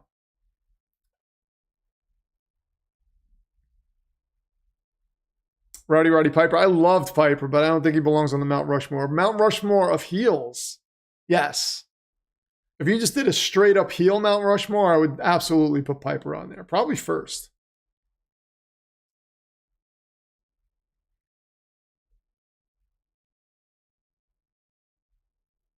First and 10 from the 25. Jackson back to pass. Throws over the middle, and it's caught by Isaiah Likely. Stiff arms a Steeler defender down. Takes it down to the 5. The clock is still ticking. 17 seconds. 16, 15, 14, 13, 12. Lamar will spike the ball with 11 seconds left. So we'll have first and goal from the 5. They'll be able to get a play or two off. Shot at the end zone here. Brett is such a crybaby. I think Eric Bischoff would wholeheartedly agree with you. He says Bret Hart is just a miserable human being. And like that hurts me because I loved watching Bret Hart. And the whole Bret got screwed thing, the whole Montreal thing, I mean, you can look at it from both sides. And when Bischoff talks about it, and even though he wasn't a part of it, but let me run this play and then we'll talk about that. Loco Monkey's in the shotgun now. Oh, you guys are playing on the field right now. Okay, there's a timeout. Pittsburgh called the timeout before the ball snapped. So the Montreal screw job. So Eric Bischoff brought up a great point. He said, you know, and a lot of people had this take, when you're leaving a company, you go out on your back. But Bret Hart truly felt like he was a Canadian hero. So he thought if he lost in Canada, that would hurt people in some way, hurt the fans in some way, that the Canadians would be upset. They would view him differently. And it's like, it's wrestling. Like it's not the UFC. Like it's different if you're Jose Aldo losing to Conor McGregor. You know what I mean? Like that was a big deal. Like you have like Brazil against Ireland, essentially. Guys talking smack to each other. Like that was a huge buildup. But yeah, Bret Hart not wanting to do the job to Sean, but Bret Hart also had a pretty good reason why is Lamar Jackson takes the snap. He avoids pressure, runs, throws the ball to Justice Hill. He's going to get in the end zone. What a play by Lamar Jackson, man. This guy just navigates the pocket like a master. He's like the Doctor Strange of the NFL. It's like you see him for a second and then he's somewhere else and he's throwing a touchdown to a wide open guy. Jesus Christ. That is insane. Bischoff's another moron, says Loco. Yeah, well, Bischoff had his own faults. So, man. Wait a second. I got to update the score. It's going to be 21-0 unless Justin Tucker's this.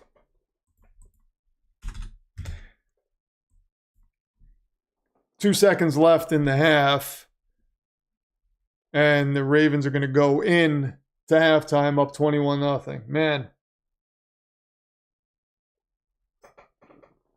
So, at one point, apparently Bret Hart told Shawn Michaels, and they had like they had like their little beef between them, but Bret Hart told Shawn Michaels, according to Bret Hart, despite everything that's happened between us, this was before the Montreal screw job. And this was why, according to Bret Hart, he didn't want to drop the belt to Shawn Michaels. Justin Tucker's lining up for the kick. Up and it's good. So apparently he told Shawn Michaels, look, no matter what, I'll always protect you in the ring, and I'll always do what's right. Essentially meaning if you need me to if I have to drop the belt, I'll drop the belt to you. I'll do what's right, and I'll always protect you in the ring, make sure you're safe. I can promise you that. And that Shawn Michaels looked at him and said, well, I cannot promise you that.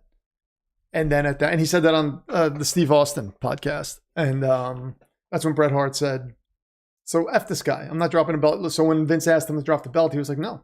He said he wouldn't do it for me. I'm not doing it for him. And I'm definitely not doing it for him in Canada as I'm leaving the company. No way. So, I mean, I get it. Oh, Carter Ferris is here. My voice is already crazy. Carter Ferris with a 10. Oh, my God. Carter Ferris with a 10er. So they just got off work. Haven't been able to watch any football. Surely nothing crazy has happened yet. Wait, the Chargers did what? They chargered. You should have known that, Carter Ferris. The Chargers chargered. And, yeah. I mean, horrible, horrible thing.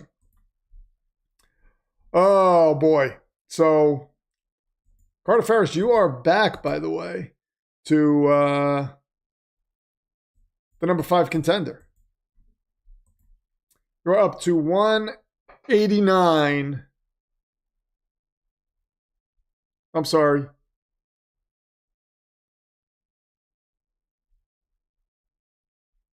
Hold on one second.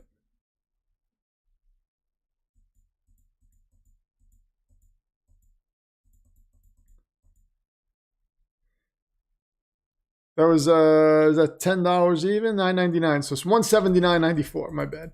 My math was all over the place. $179.94. So Carter Ferris goes back up to the number 1 contendership, $179.94.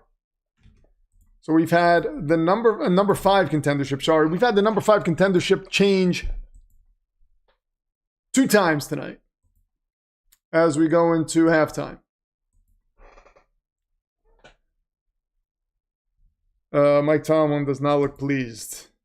I would not want to be in that locker room, especially if I was George Pickens. I would definitely not want to be George Pickens. Take it one snap at a time, he says. That's all you can do. That's all you can do as Carter Ferris. Look at that. We still got the Dan Campbell image on the screen because I love it. Go for it, Dan. Just go for it, man. Carter Ferris back as the number 5 contender, up to 179.94. Knocked Mike Causey down a notch to the number 6 contender. Oh, Philip Quinn. Good to have you. Good night, my friend. So you get a good night's sleep, champ, and hope to see you tomorrow. Champion needs his rest because he's defending that title left and right. JB100. Oh, says hello, IDF. M&T Bank is so loud. There he is right there, the great JB100 at the game. I'm sure having a grand old time. Philip Quinn, we will keep your title on the screen for a little while in your honor. So we are at halftime, right? Is that where we are? Halftime? Half face is what they call it, but we're going to call it halftime because this is the playoffs, and this is, you know, we should be professional during the playoffs. Yeah. What are you if you're not professional? Right? I mean, if you're not professional, you're not anything. That's what I say. That's what everybody should say. But speaking of professionalism, you know what's professional? Underdog. Join the millions who played on Underdog last year with their Pick'em game. You can win money by making smart sports picks. It's time to turn your takes into cash by going higher or lower on player stats like touchdowns, interceptions, receiving yards, and more. And I got some news for you. If you are a first-time depositor, listen up. Use promo code DEMON to claim your special pick. You get a first-time deposit offer of up to $1,000 in bonus cash. You could win up to 1,000 times your money. And where is Underdog available? You might be asking right now. And I have an answer for you. Underdog is available in 30-plus states, including California, Florida, Texas, and even Canada. Check out the draft availability map on screen right now. If your state is in yellow, you are eligible. If your state is grayed out, you're unfortunately ineligible. And here's your Pick'em availability map. Gold and green states are eligible. Gray states are unfortunately ineligible. And remember, Underdog is the absolute best place to play fantasy sports this season. But always remember to please play responsibly. This is all in the spirit of fun. Don't do anything crazy. It's all in fun. Play the game. Have a lot of fun. And win some money. I'm going to be rooting for you to win some money. And don't forget, as I said before, if you are a first-time depositor, use promo code DEMON to claim your special pick and deposit offer of up to $1,000 in bonus cash. That's promo code DEMON. It's easy to spell. And I always have it right above my big fat giant melon head if you forget how to spell it. No judgment here. Just glance at the screen. It's right there. Thank you so much to Underdog for sponsoring the stream all season long and throughout the playoffs. Very, very happy to work with them. They are fantastical. Fantastical. All right, so we're at halftime. Halftime, and this is crazy. It's crazy.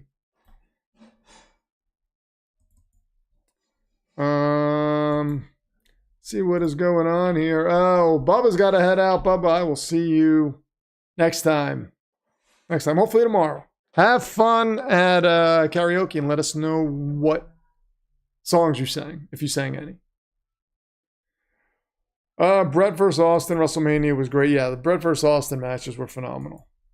Brett versus Austin matches were absolutely phenomenal. Shout out to Underdog, says SG. Yes, shout out indeed. Shout out indeed. Let's be honest, the NFL could have just given the Ravens this win and kept pushing it on to the next game. So just, yeah.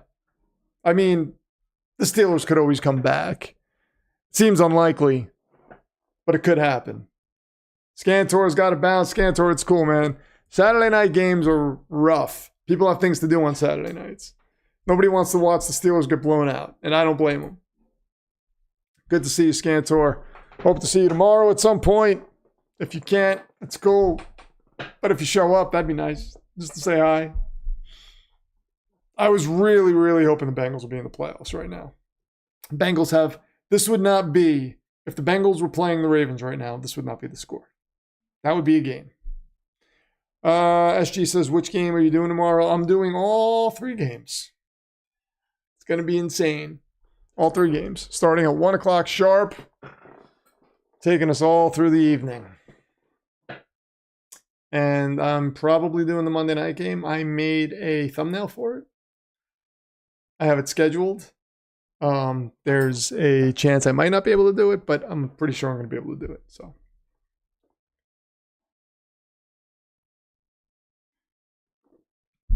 Kato says, Rich, I have a better chance of regrowing my right leg than the Steelers do of coming back. If the Steelers do come back, then perhaps your leg will grow back. And that would be mystical and incredible. And then I'd have to do a video about that because I don't think we've ever seen anything like that happen. Poor Joe Burrow, seriously, yeah. Poor Joe Burrow indeed, man. If the Steelers stupidly part ways with Tomlin, he's going to be at the top of my list. Yeah, Elmo Jets fan, he will be at the top of my list too. He'll be sitting right there like a king at the top of my list. I would love to have Mike Tomlin in jet green. Loco says, I always watch football on Saturday nights. Yeah. I mean, I don't like going places. I'm at that point in my life where I do not like going places on the weekends because they're too crowded. I would rather go out on like a Tuesday night when everybody's home and I can walk around comfortably. PFA feels the same way. We're like, what do you want to do this week? Let's go out Tuesday night. Let's go out Wednesday night. But like Friday night, Saturday night, you got to deal with traffic. You got to deal with crowds. People getting drunk. It's just like, yeah, that's a Monday night game. Yep. Monday night game, Rams Vikings. That should be interesting. Tomlin is the list if he leaves. Yeah, we'll send him Rodgers for free. That's the funny thing is if Tomlin came, he would want to keep Rodgers. That would probably be one of the reasons he signs with the team. Is, they have some nice defensive personnel, young. I can work with that. And Aaron Rodgers, I'm sold. I think the Jets roster is actually built for Tomlin. It's perfect for Tomlin. That's the exact roster he would want. Those running backs, good offensive line, a veteran quarterback, and talent on defense. That's more of a Mike Tomlin roster than the Steelers currently have. And then could you imagine if the Jets draft Abdul Carter? I feel like they would. I feel like they're going to if he's there.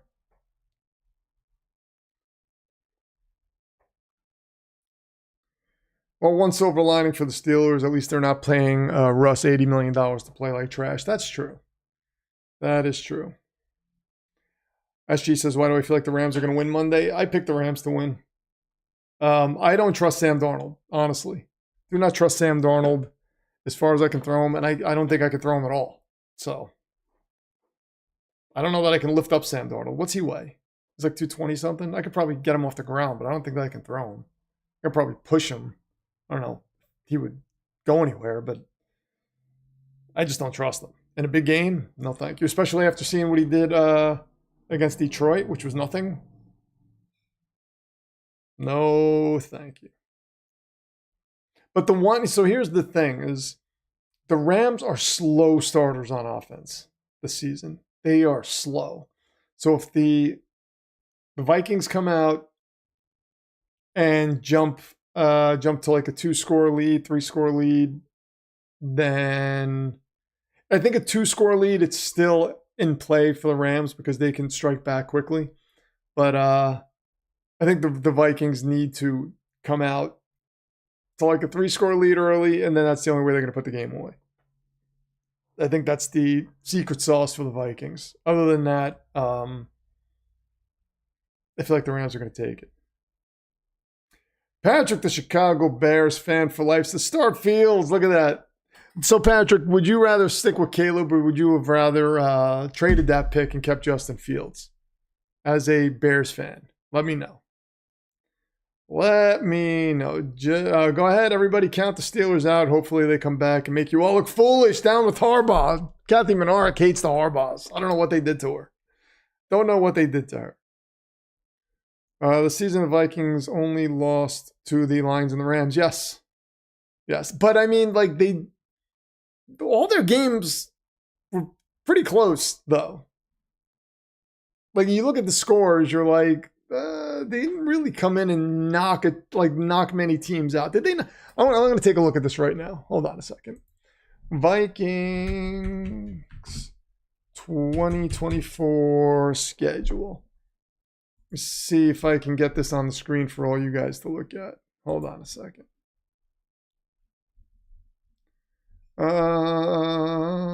Okay. Let's see. I should be able to get this on the screen. Just give me a second.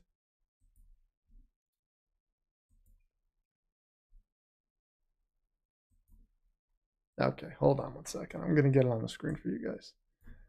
All right, so the Vikings.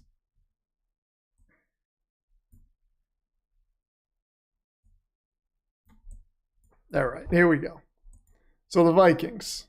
Oh, stop that. Look at this, dude. So regular season, Giants. They blew out the Giants. Surprise, surprise. 23-17. I feel if I remember, that San Francisco game wasn't very close. Blew out the Texans. Close against Green Bay. That Jets game was close from what I remember. Lost the close one to the Lions. Lost to the Rams. So back-to-back losses there. 21-13. 12-7. Jacksonville. 23-13.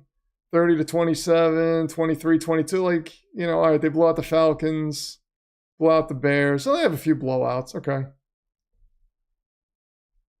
Lost 31-9. Crazy. So. Oh, and they beat the Vegas Raiders in the preseason, 24-23. How about that? How about that?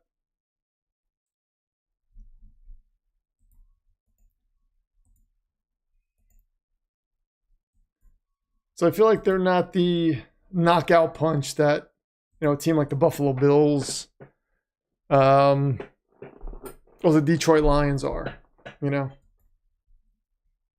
And the Rams are good. I mean, you know, you guys can say what you, when I say you guys, I mean Takeda. You can say what you want about Matthew Stafford. I think Matthew Stafford is still a fine quarterback.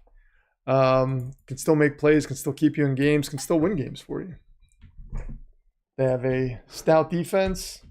They can make Sam Darnold see ghosts. That's going to be a problem. Mike Causey says, I just want to see the Rams offense play really well on Monday, leading to lots of awkward silences after one of the announcers says LA is on fire. Yeah, that would be bad. Poor people in LA, man. That is, or in California. That's it's terrible what happened over there, man. People losing their homes and stuff. Jesus. Terrible, terrible. I can't imagine that.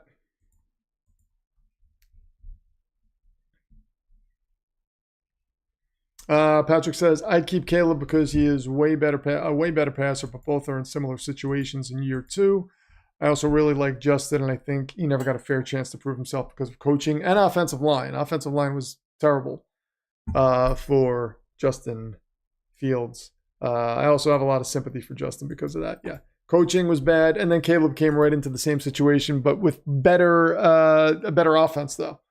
Handoff to Derrick Henry, goes up the middle for a gain of 3. Hi. How are you? What's going on, PFA? Nothing much. Oh, nothing much. Caleb thinks Stafford sucks and that Caleb is God's gift to football. That's because he's a USC fan. He thinks Mark Sanchez is God's gift to football. Oh, but Mark Sanchez was nice to him, and Mark Sanchez was really cool to him. And so I said I would never pick on Mark Sanchez again because he was nice to Takeda. And I have a soft spot in my heart for Takeda. So because Mark Sanchez was kind to him, I have to have a soft spot in my heart now for Mark Sanchez. So thank you, Takeda, for making me have a soft spot in my heart for Mark Sanchez, that fiend. 2nd and 7 coming up. There goes Derrick Henry, and he gets across the 40, and that's a first down. Down to the 41-yard line of the Baltimore Ravens. Matt West says PFA in all caps.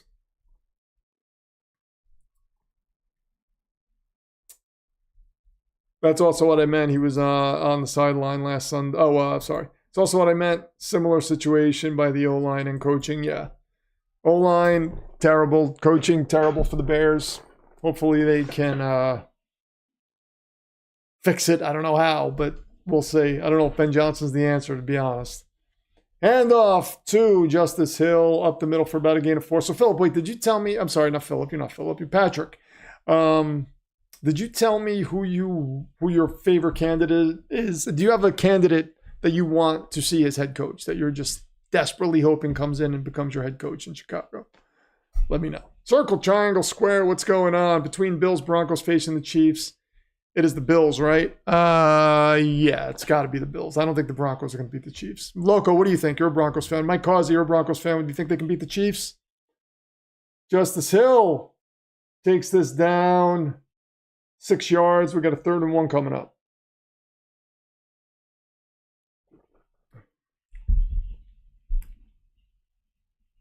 You're right. USC fan is another red flag, says Loco. So it looks like the Brothers of Destruction are going at each other's throats in the chat. Oh, man. Oh, man.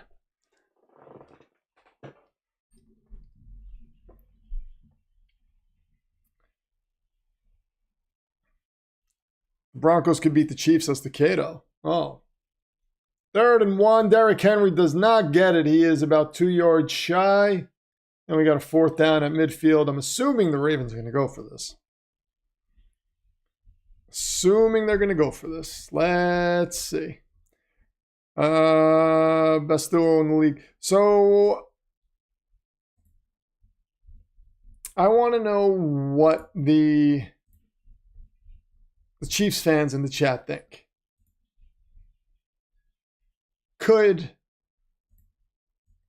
Not the Chiefs fans, the Broncos fans. Could the Broncos beat the Chiefs? Let me know. If they play them. They have to get by the Bills, so.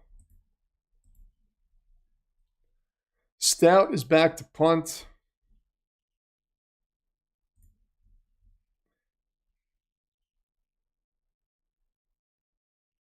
Kicks this down to the 2-yard line. It is down by the Ravens. And the Steelers will take over at the 2.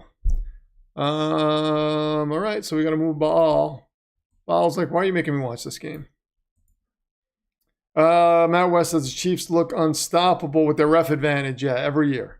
Every year. Loco says, yes, I think they can. If Denver can beat Brady in the playoffs, they can take out Mahomes. But that wasn't Denver with Sean Payton and Bo Nix. That was a different Denver team. So, with a different quarterback. Very different quarterback. Everybody's crowning Bo Nix as like the next savior of the league. Let's see. Let's see what he does in the playoffs. Let's see. He could be. He could be. I'm not saying he can't be. But I need to see it before I start crowning this guy. Loco with a 2 says, F it, give me the Rams out of the NFC. I think it's wide open, I'll be honest. I will be honest. I'll tell you this about the Lions. The Lions are a powerhouse. They can destroy you. But they are one bad Dan Campbell decision away in a big game from losing that game. And it doesn't seem like it works out for them a lot. I'll give them that. But it does feel like if they lose, it could be because of that. Because Dan Campbell made some decision in a close game that he shouldn't have made. I still can't believe they lost to the Niners the way they did last year. He had them where he needed them and kind of outcoached himself. Started doing things that he didn't need to do to try to blow the game wide open. You had them where you wanted them. All of a sudden, you gave them the momentum. And you do that against a good team in the playoffs, that can bite you in the ass quickly. And it did.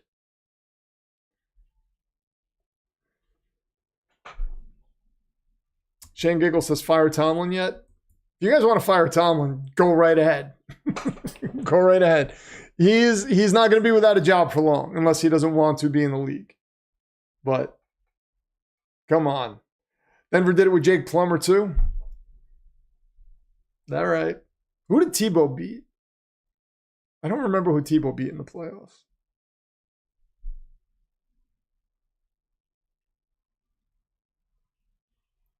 Lions are getting healthy at the right time. Yeah, they are. They are.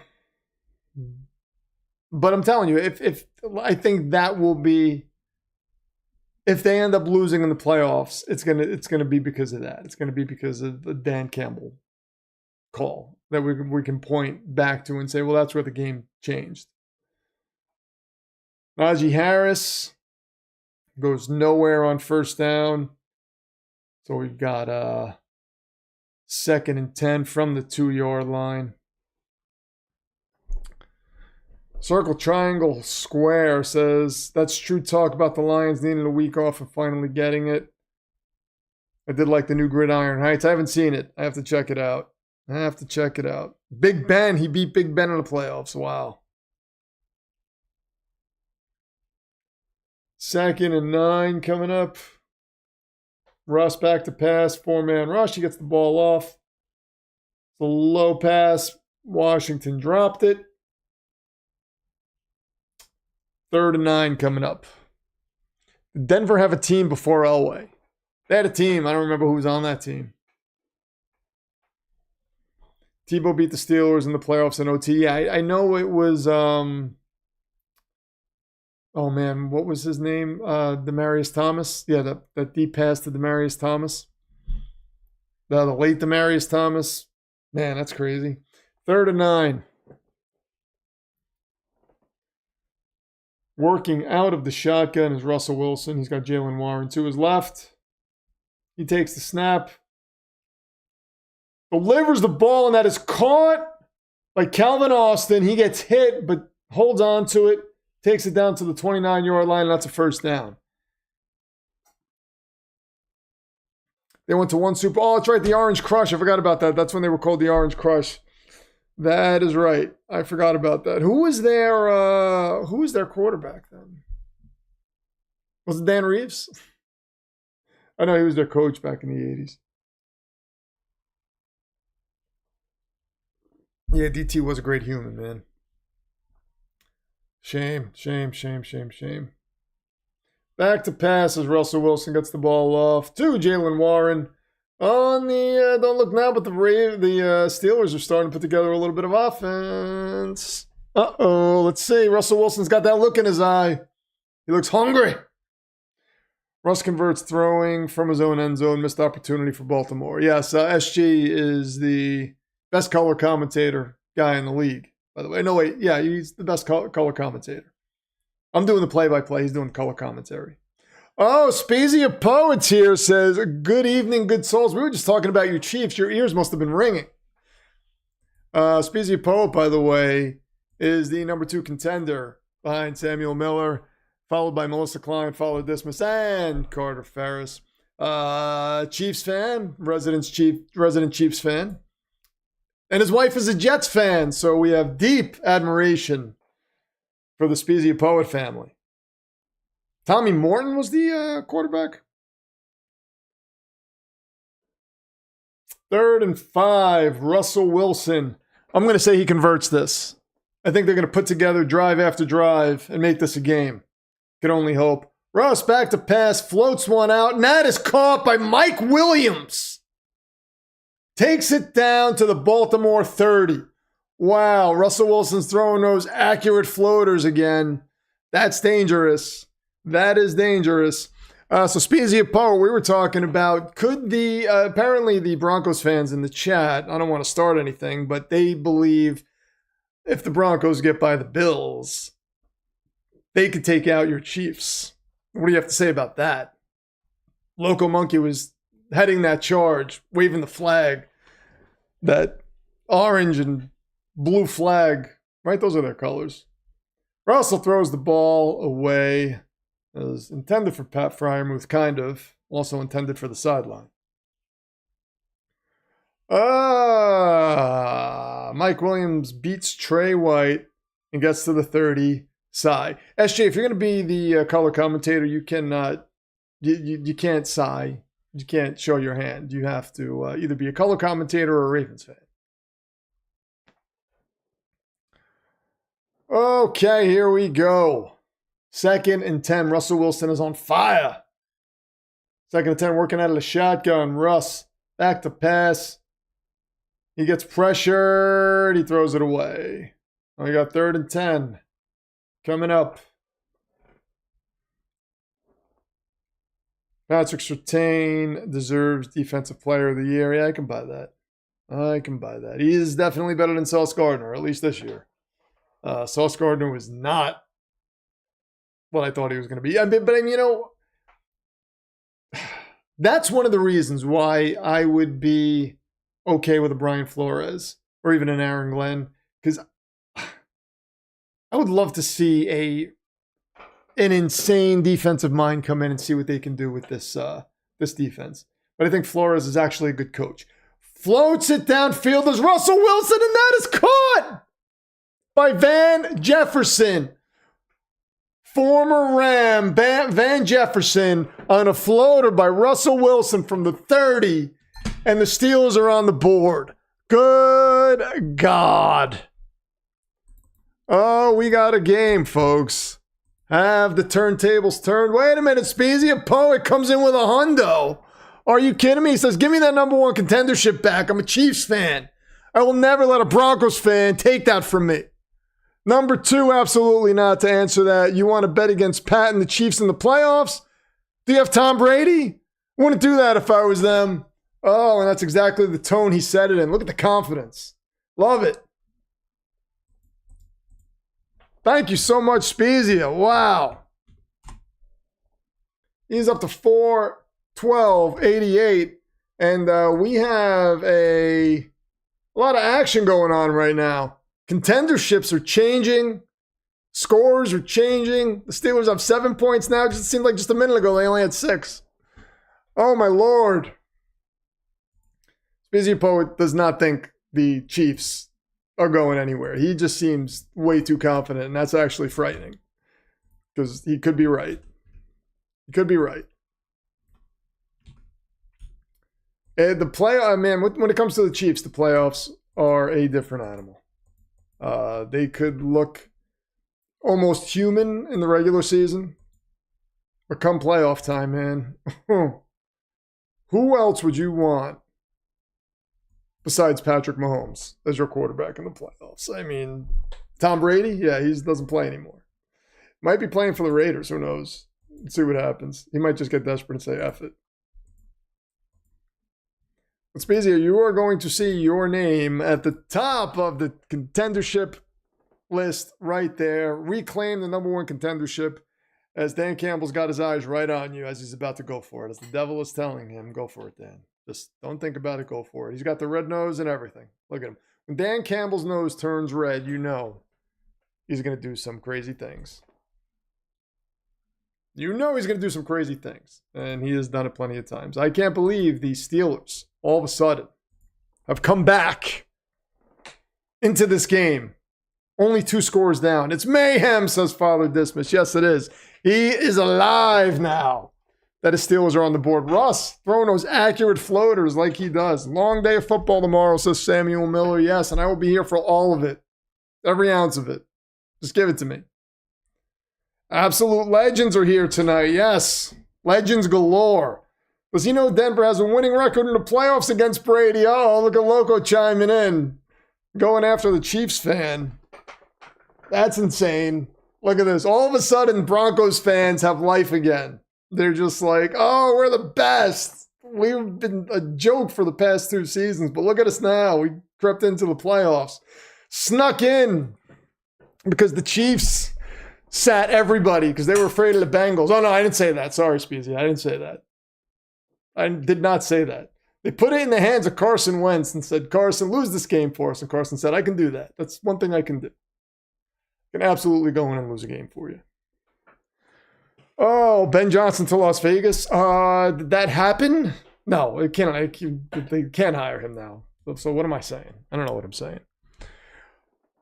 Takeo says, Rich, they're still down by 14. That's not a comeback. It is a comeback. Trust me, Takeo. I've been around football for a long time. I can tell you this is a comeback. We have got a comeback in the making. Russell Wilson has the eye of the eye of the tiger right now. I was going to say the eye of the cougar. Why would I say that? The eye of the tiger. The tiger is a very formidable tiger snake type thing from medieval times or Viking folklore. I just made that up. That was a hell of a pass to Van Jefferson.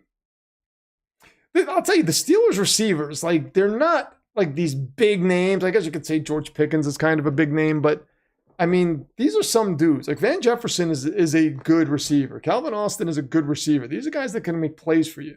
Lamar Jackson gets sacked. Oh, man, the steel curtain comes in and just takes him down.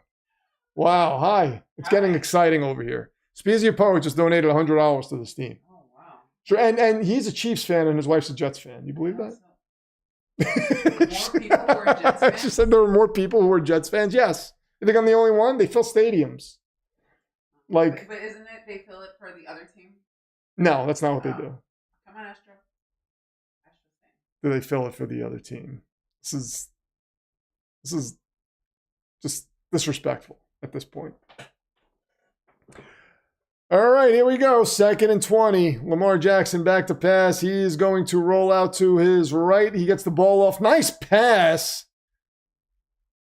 to Wallace. Wallace picks up 21 and gets the first down. What a pass by Lamar Jackson, man.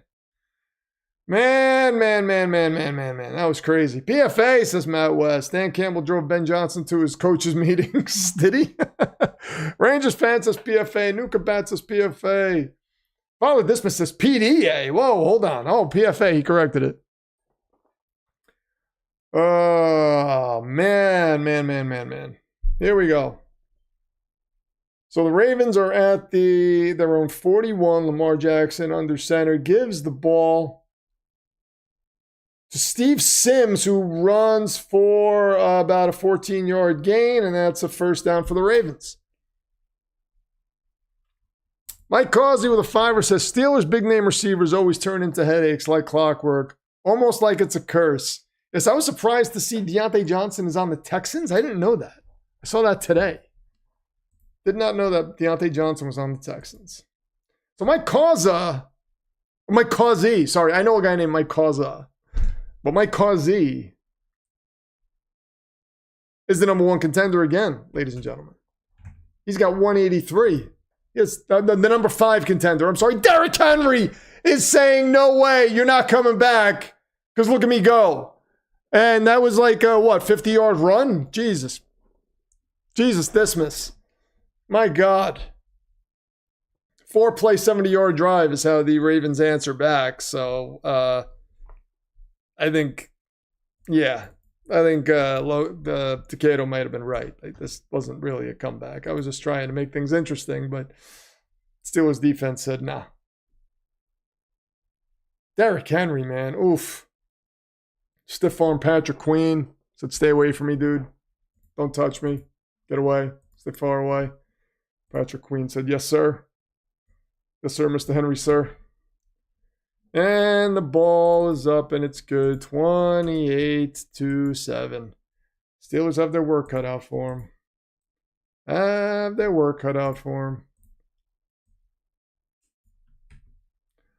183 is where Mike Causey is at, and he is the number 5 contender once again for the 2nd time this evening. I'm going to show you that image in a moment. As Dan Campbell stares lovingly at Spezia Poet on that image. And here it is, ladies and gentlemen. Mike Causey, Broncos fan extraordinaire, creeping up the rankings at 183. It's a beautiful thing. Got excitement in the game, even though the score is what it is, but it's still exciting. Still fun. We got contenderships changing. We had champions arguing with former champions before. There are many levels to this stream. Many levels. Oh, what a response. Now, hopefully, Brandon Stevens doesn't see the field again, says SG.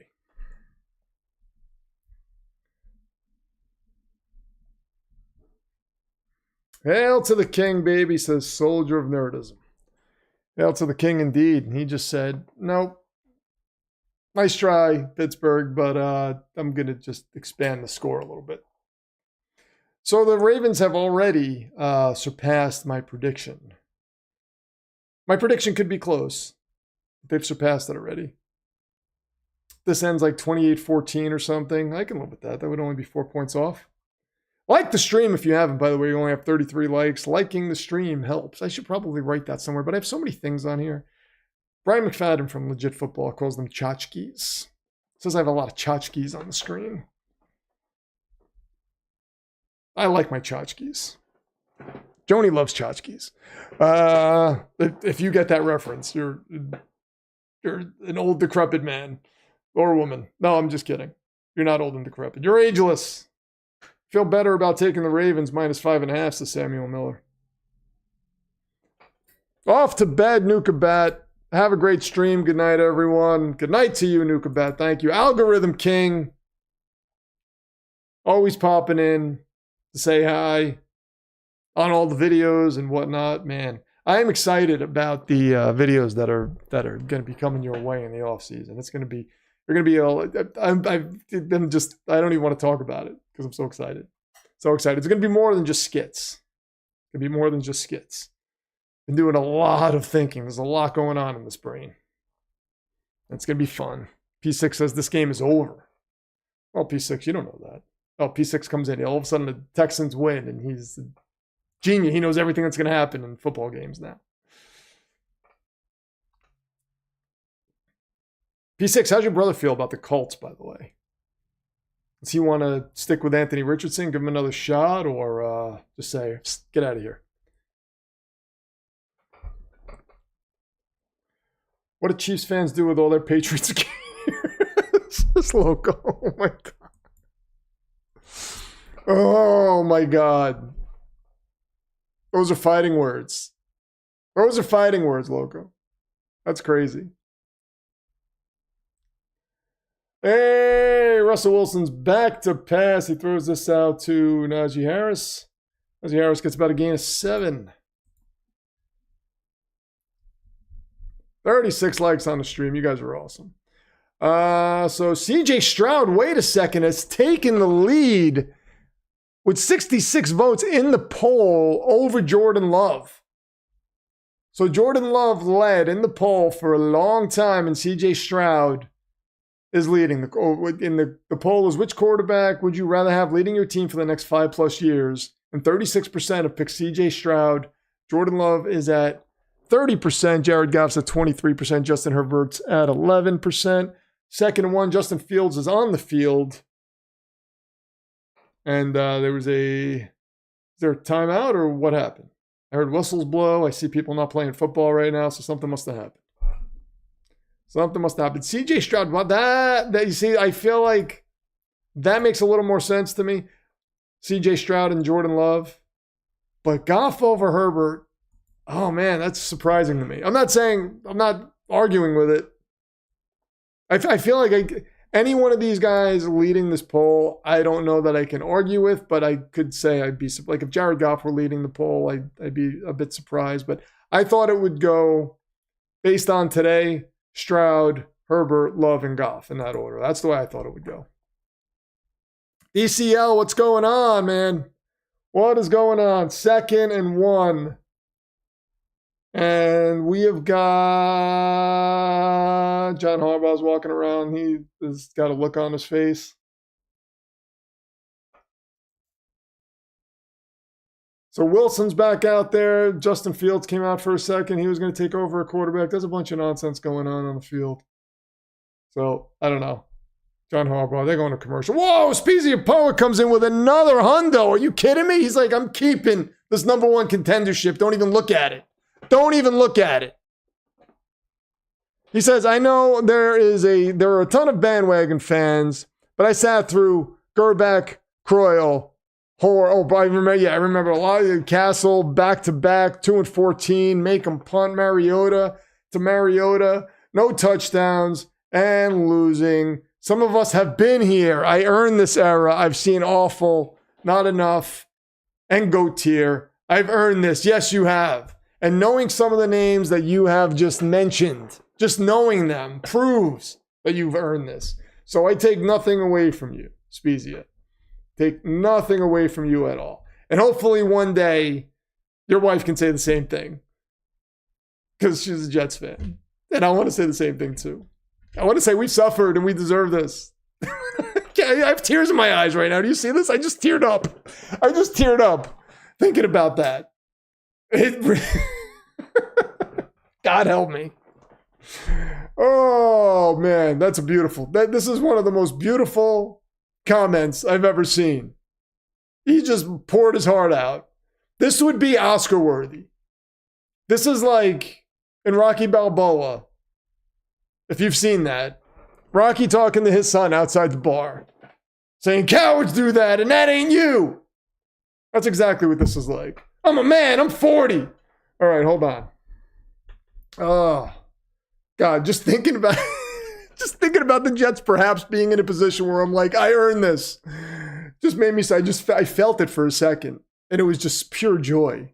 It's like when people have an outer body experience, or like, you know, they have an NDE, a near-death experience, where it's like they're clinically dead, and they come back and they're like, I just saw this light and it was so beautiful, and I just felt pure joy. That's what I felt in that moment. And it's not real. These are maniacal. This is maniacal laughter right now. It's completely maniacal. 5-12-87 is what Spezia Poet's up to. Good Lord, I gotta adjust that. And are they gonna play football anytime soon, or are we just gonna sit here as everybody's confused? 5-12-87 for the great Spezia Poet, Chiefs fan extraordinaire. Legitimate Chiefs fan, by the way. We'll never forget that. 2nd and 1. Gives the ball to Najee Harris and all of that, and they got a first down. Oh, man. Unbelievable. That was an emotional 10 minutes. That was an emotional 10 minutes. But here we go, the contender list. Look at that. Spezia Poet at 5-12-87 comes in furiously. Insanity. Russell Wilson gets the ball off to Najee Harris, and he's running up the field, and he's at the 40 into Baltimore territory down to the 36. Playoff football is insane. Playoff football is so much fun. Oh, wait a second. Mike Causey comes in with a tour, says, Jets still finding ways to make you cry. Yes. The Jets just find ways to make me cry no matter what. Mike Causey's up to 185. Number 5 contender. Contenders are making their voices heard tonight, by the way. And there goes Najee Harris. He goes, tries to cut it to the outside. Loses the football, but I think he was down. Got nothing on that. So I'm going to show you where you are, Mike Causey, on the... So the AFC West is really making a name for themselves in the chat tonight on the contenders list. AFC West is noisy tonight in a good way. There we go, 185, Mike Causey, number 5 contender. Came in, took it twice today. Back to pass is Russell Wilson. He floats this one out. Oh, and that is caught by George Pickens, and he spins and he gets in the end zone. Oh, my God. This, I mean, listen, we're 2 scores, but this is a fun game. 13. 28-13. Russell Wilson is not going out quietly. Wow.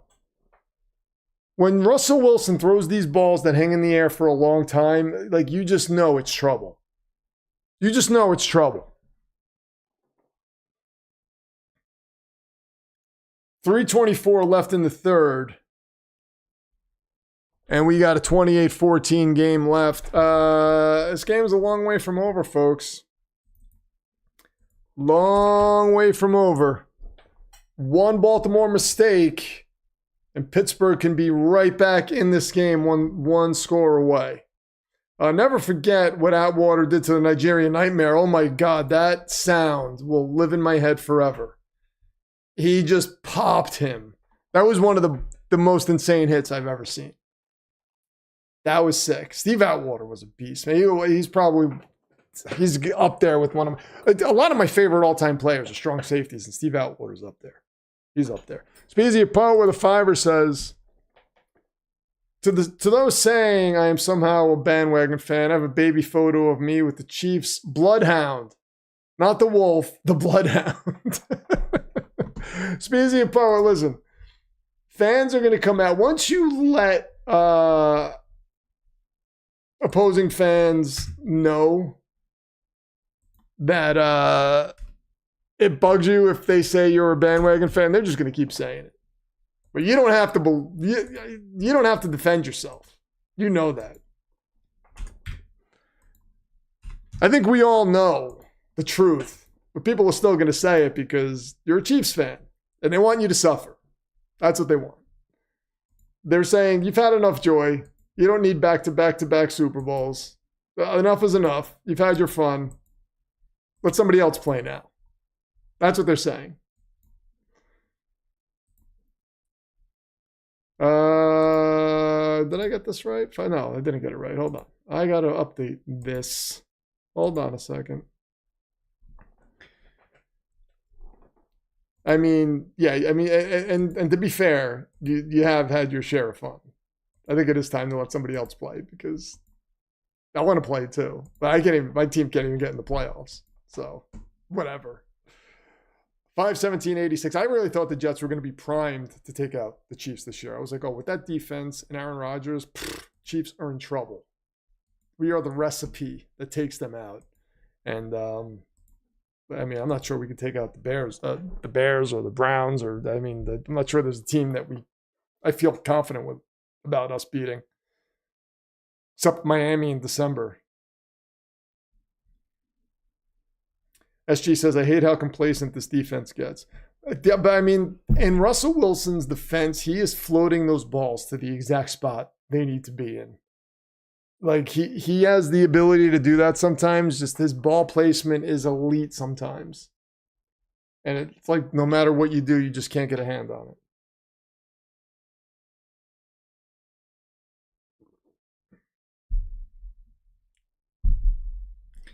And there is the kick. Remember, Baal chose the Steelers to win this game, for those of you who don't know. When we started the stream, Baal appeared right next to the Steelers logo.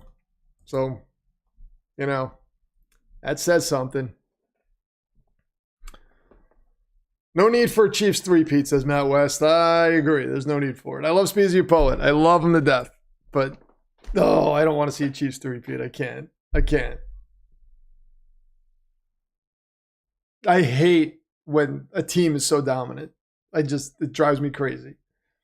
And you know, Matt West, we had to deal with it with the stupid Patriots for so long, using the coach that resigned from the Jets, no less. It's like, just imagine that, NFC West teams. That Andy Reid, let's just say, Denver fans, Andy Reid was appointed your head coach, and then he leaves and does this. Imagine what that would feel like. Because nobody knows what that feels like except Jets fans. Nobody knows what that feels like. It's like not only is the team in your division a dynasty for 20 years, but they did it with the coach that didn't want to be your coach. Who was your defensive coordinator and was supposed to come in and be your coach, and that was the plan. That's what we were promised. We were promised that. And didn't get it. Lamar Jackson throws this to Mark Andrews, and he was mugged, but there is no flag. 2nd and 15. Man.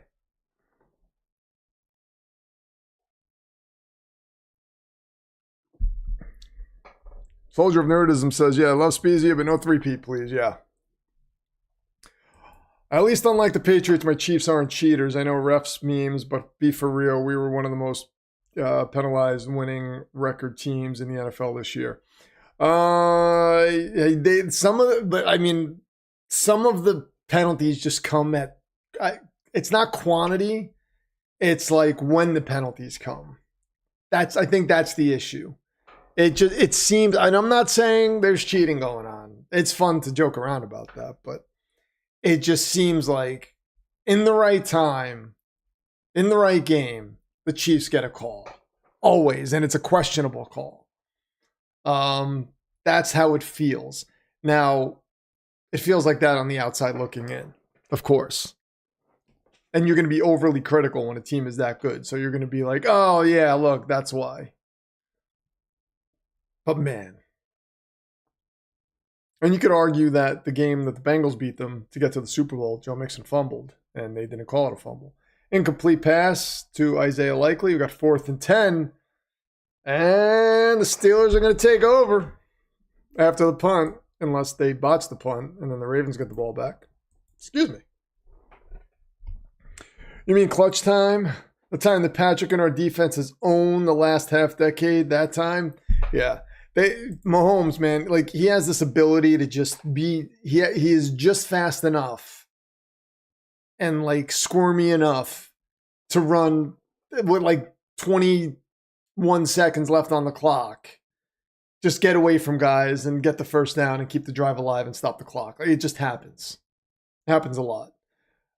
Flag on the punt. Might be running into the kicker. I don't think it'll be roughing the kicker. It'll be running into the kicker. So let's see.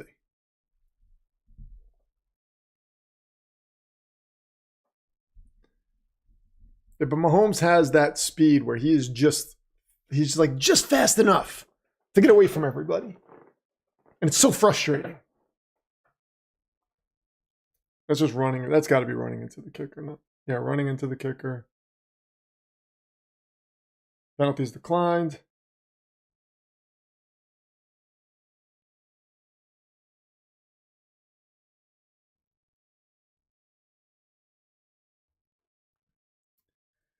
All right, so after the commercial break, the Steelers will have the ball. Look how many picks Patrick would have if it wasn't for flags. But, you know, I do feel like they are scrutinized. They are highly scrutinized because they're good. I mean, would we even be paying attention to this if they weren't as good as they were and the same thing was happening? But because the Chiefs are who they are, they're going to get looked at through a magnifying glass, and every little thing is going to be like, well, I mean, I do it. I do it during the stream. I'm like, oh, we're going to get another Chief. We're going to get another penalty in favor of the Chiefs here. Okay. But that time that they lost the game to the Bills because of a flag, and Mahomes complained about it, I thought that was poor form. Because it's like, dude, that's happened a lot in your favor. So, like, what are you complaining about? There's another flag. False start on the Steelers. 5-yard penalty, still first down. I might not even have a voice for the 1 o'clock game. I'm screaming at this game. 28-14. Wow. Titans beat Brady in the playoffs. Yes, they did. The Jets beat them in the playoffs a few times. Mark Sanchez. Yes, indeed. 1st and 15. Didn't Vinny beat him in the playoffs too? No. That was before Brady. Najee Harris up the middle for about a gain of 11. So we have 2nd and 4. That was on 1st and 15. Nice catch and run by Najee Harris. Najee, I called him. It's Najee. It is Najee. 2nd and 4. Russell Wilson working out of the shotgun. He's got 4 wide. Back to pass. Throws this up, and that is thrown out of bounds. Loco says, add to them making Taylor Swift their mascot that makes them even more insufferable. Let me tell you something. Now I'm just going to speak honestly here. Taylor Swift, you don't have to like her music. You don't have to like her. But, I mean, she actually looks like she gets into the games. she looks like she's one of us in terms of being a football fan. Like she is like invested in the game when they go to her. She's not just there talking, not paying attention or whatever. Like she's like locked in. So you got to respect that. She's locked in. She's cheering. She's just like, she's saying the F word. Over the middle to George Pickens. That's a first down. He's down to the 43-yard line. Like she's one of us. She's a football fan. You don't have to like her, but let's call a spade here. I'm going to be honest. The Jets are to blame for Brady in the first place. I agree with that. That was Mo Lewis. Thank you, Mo Lewis. You couldn't have just let Drew Bledsoe run out of bounds. You had to hit him. I loved Mo Lewis, though. He was a great linebacker until he got really slow. 1st and 10. Mo Lewis, Marvin Jones. Man, that was a cool linebacking core. Ball is batted up on 1st and 10, incomplete. Let's have a handshake moment. Pat runs like a toddler who has a cookie they're not supposed to. He does. He waddles away like, and the parents can't catch him. They're just like right behind them, but they just can't. He's just like right out of their grasp. Pat Mahomes, he's crazy. He is crazy.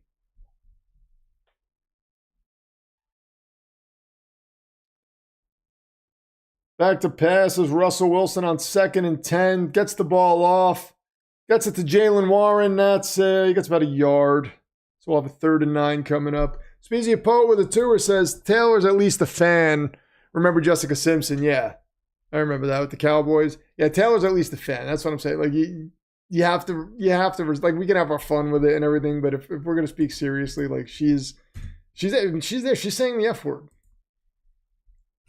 Like she's watching when a flag is thrown, you see her face. She has like the same look on her face that we all have when that happens to a team we're rooting for.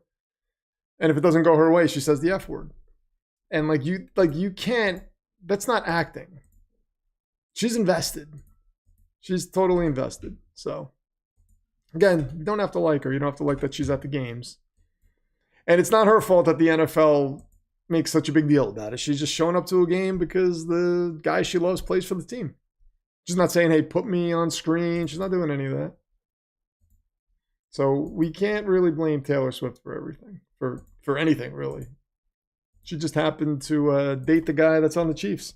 Back to passes. Russell Wilson, he gets away from pressure. Oh, not this time. He gets taken down on 3rd and 8. They're going to have to punt. Matabike, sorry, mispronounced his name. And we got a 4th and 17. Man. Yeah, she was apparently an Eagles fan before all this, but I mean, she can't still be an Eagles fan. Although, wasn't Jason Kelsey's wife a Steelers fan? Do I have that right? So like she actually didn't root for the Eagles all the time because she was a fan of a different team. But I mean, you know, I don't know how big of a fan. I don't know if she was like a diehard Eagles fan.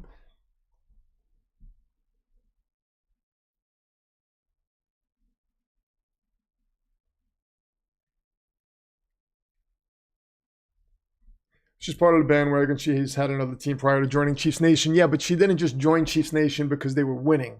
She joined Chiefs Nation because her boyfriend is a member of the team. So I think that's forgivable. You know what I mean? Like, that's forgivable. It's not like she just started showing up to Chiefs games because they're winning and wants to be on camera and it's like, hey, look, I'm the biggest Chiefs fan there is. Like that we can look at with an eyebrow raised and say, what? Nah, I don't know about that. But, you know, she's dating Travis. What do you want her to do?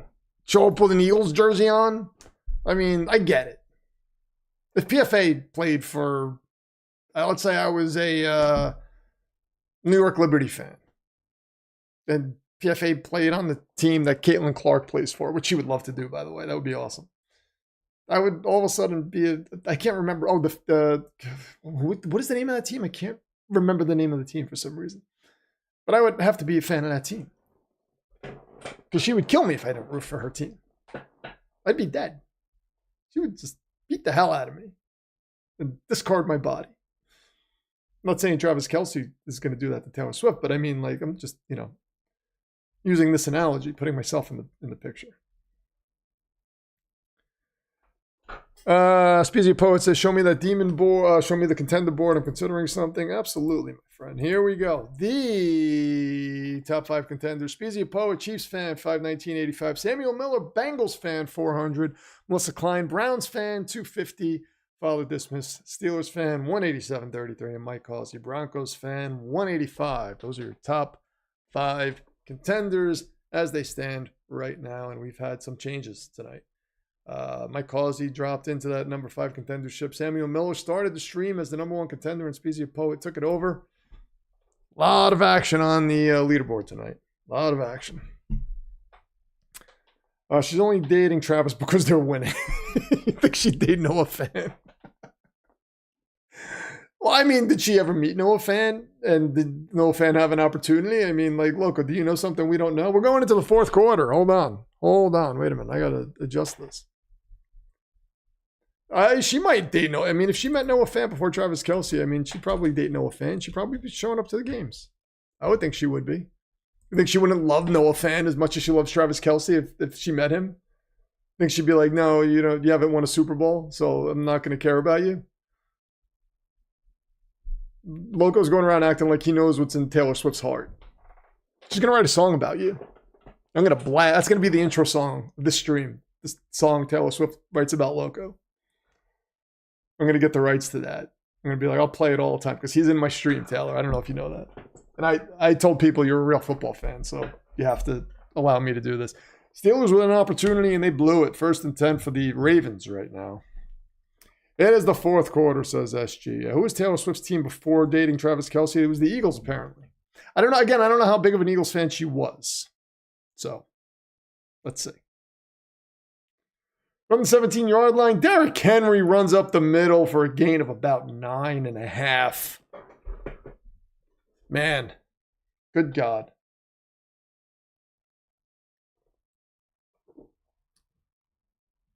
And he just passed Larry Zonka as 9th all-time in postseason rushing yards. 4th postseason game with 150-plus rushing yards, sorry. Tied 4th with Terrell Davis, who played for the Broncos. You guys know him. 2nd and 1. He's the reason John Elway won Super Bowls. And Henry's going to lose a couple yards here. She can shake it off. It's Loco. I want that song to be written. I might have to contact her and send her a copy of the stream. Be like, listen to the start of the 4th quarter. You might appreciate it.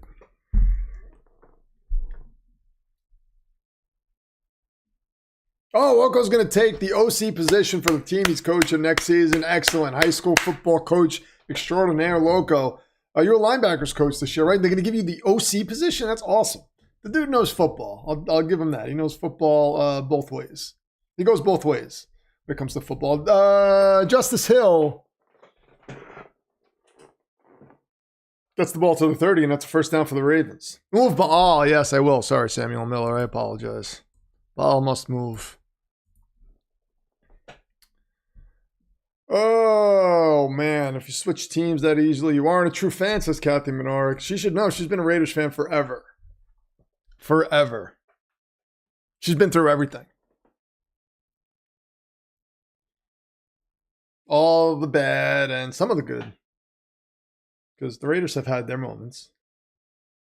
Run up the middle. For about a gain of 3. Derrick Henry, her husband Jimmy, was the biggest Raiders fan I ever knew. Biggest Raiders fan I ever knew. That's funny. He would growl. I think he'd be like, "Grr!" He would do that stuff. That was funny. Raiders fans are a fun bunch. We have Decatur Luna in the chat too, who has been dying for a Raiders quarterback. He just wants them to lose just to get any quarterback. 2nd and 7. There goes Lamar Jackson. Hands the ball off to Derrick Henry again. He goes up the middle for about a gain of 4. So we'll have 3rd and 3 coming up right now. Loco says, yes, the emergence of Terrell Davis as a deadly running threat allowed Denver to win along with Shanahan. Oh, Shannon Sharp and the absolute blessing. That was Rod Smith. Yeah. Yeah, I think Terrell Davis was really the deciding factor there, though, because when John Elway didn't have a running game, even those years he made it to the Super Bowl, I mean, he did run into like some walls. Just defensive walls, but without a running game, it was tough. Once he had that running game, it was like, pfft. Caught by Miller. He gets taken down a yard shy of the first down, so we got a 4th and 1 coming up. What is Baltimore going to do here?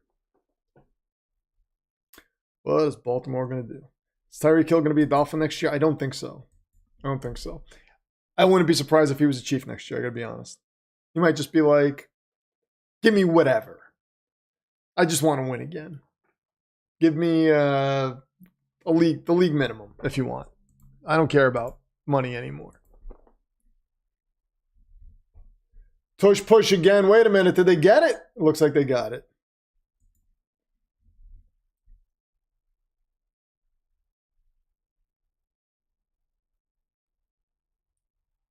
So it was Mark Andrews, I believe, that ran that up the middle for the first down. Yeah, Mark Andrews just took the snap, went up the middle for the first down on the push. And Baltimore is still... the Steelers had 12 guys on the field, but there was no flag. Are they? So it looks like they're going to question the spot. Oh, there is a flag. All right. So there's a lot going on right now. They don't know if they got the first down or not, but the Steelers... it looked like the Steelers had 12 guys on the field when they snapped the ball. I don't think they got everybody off the field. So... too many men on the field, yeah. So the Steelers do get the penalty for that.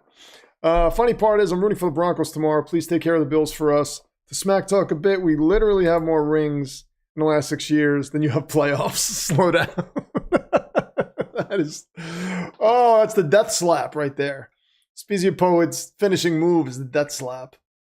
All these rings on his finger. On his fingers. Not just one finger. He wears them on multiple fingers. Becoming Thanos, the Thanos of the chat.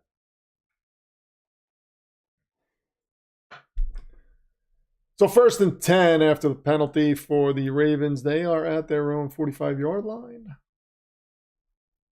And 10:32 left in the game. Soldier of Nerdism says, dude is criminally underrated. Terrell could run through walls. Yeah, he was a monster. Speaking of monsters, Derrick Henry gets a gain of about 1. So I'll have 2nd and about 9 coming up. TD was the man. Shame injuries got him. But, you know, in that Shanahan run game with Denver, it was like you just plug anybody in. Oh, even in Washington, you plug in anybody. Remember Clinton Portis? Cowboys fans hated him. They used to call him Clinton Penis.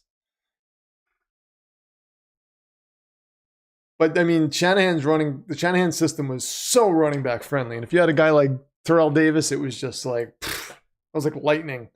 2nd and 9 coming up. It was like lightning in a bottle is what I wanted to say. Justice Hill is going to lose a couple of yards, so we'll have 3rd and about 12 or 13 coming up. What is Tyreek Hill just takes a tour of great contracts? What if he just takes a tour of great contracts? Is that what you're saying? I think he well, so he's under contract with Miami, right? I think next season, I think he's still under contract with Miami. I'm not sure what the situation is contract-wise. But apparently it doesn't seem like he wants to play there anymore. And why would you? If you feel like your career's winding down, you probably want to play to win a Super Bowl. Jackson throws over the middle. That's incomplete on 3rd and 10. He knows his career's winding down. He knows he made a mistake leaving Kansas City. If winning is what he cares about, so he might be lobbying to go back to that situation for a year to get a ring or something, or at least play for a ring. But Spezia, would you welcome Tyreek back? I'm sure you would. Portis had 1,500 yards in his rookie season. Denver traded him for Champ.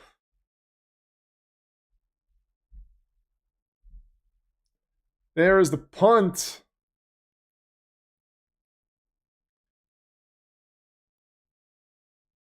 And Calvin Austin takes it at the 11. He's got a little room to run, stays up, and takes this down to about the 25 before he gets taken down.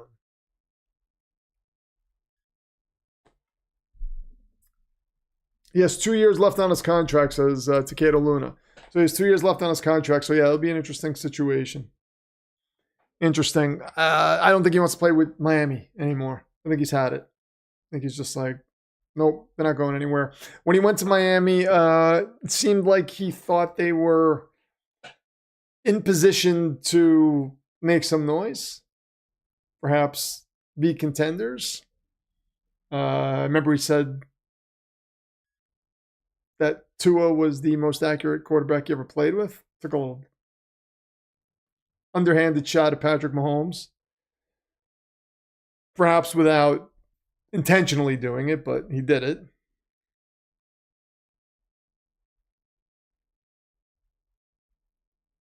He said he was out. Oh, okay, Takeda. All right, well, let's see. It's so, I mean, it's crazy.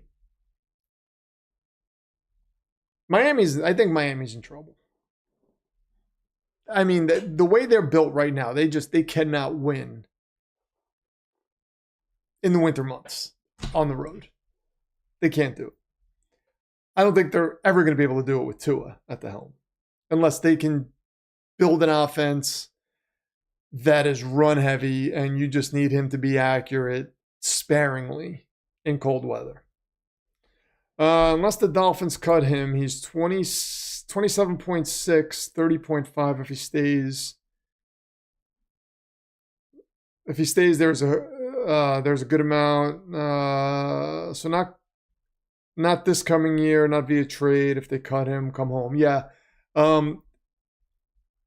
He might try to force their hand in a way, but I mean, I'm sure they would try to trade him and get something for him.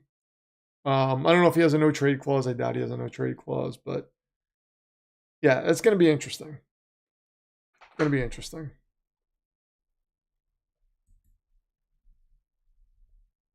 Champ Bailey over Revis. Oh.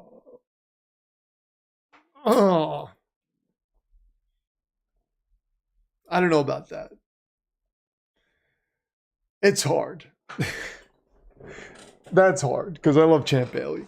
But Darrelle Revis, man. I mean, did they call it Bailey Island? Did they ever make that? Was that ever a thing? I know there's a Revis Island. We got to move Baal again. I know there's a Revis Island, but I don't think there's a Bailey Island. I don't think you can travel there. Russell Wilson's going to run. He takes this to about the 30-yard line, gets out of bounds. We're going to have second and about 5 coming up. Tariq's going to go full AB and join Brady with the Raiders when Brady returns. I would love that. That would be awesome. I agree the Dolphins probably looked promising at first, but now he knows he has to find the next opportunity. Yeah. Pass to George Pickens. He gets a first down and gets taken down. Ball popped out after he was down. Miami's been irrelevant since Marino and Shula, but they Charlie Walker, you have to admit they did look like a powerhouse. Was it last year? You know, when they put up 70-something points on the Broncos, it was like, oh my, at one point they looked like they had the best offense in the league. But they can't play in cold weather. And 2 is fragile. Nice catch by George Pickens. Kept both feet in bounds. Well, contact beforehand, but there was no flag. Yeah, Pickens did. Yeah, he didn't throw him. Pickens just leapt up in the air. He can make those catches. They are in Ravens territory now at the 40. Another floater downfield by Russ, and that's thrown out of bounds. Revis was the beneficiary of playing washed up legends. Oh, stop it. Stop it. Now you I think the whiskey bottle's probably empty where you are right now. It's probably an empty bottle of Jack Daniels or whatever whiskey you drink just lingering by you that was full about an hour ago. Champ and Rivas are two greats. Woodson is always the pick, though. Yeah, I mean, like, this is just, you know. It's so tough to pick between these guys. It's going to be a false start. False start on the Steelers on 2nd and 10. It's going to be 2nd and 15. SG says, why is Brandon Stevens still in the game? Oh, my God.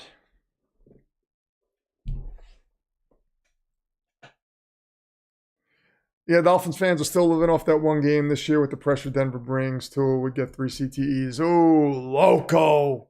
Getting dark with the humor. 2nd and 15. Russ working out of the shotgun. 7:19. Still plenty of time for a comeback here. Russ gets pressured and sacked at the 50.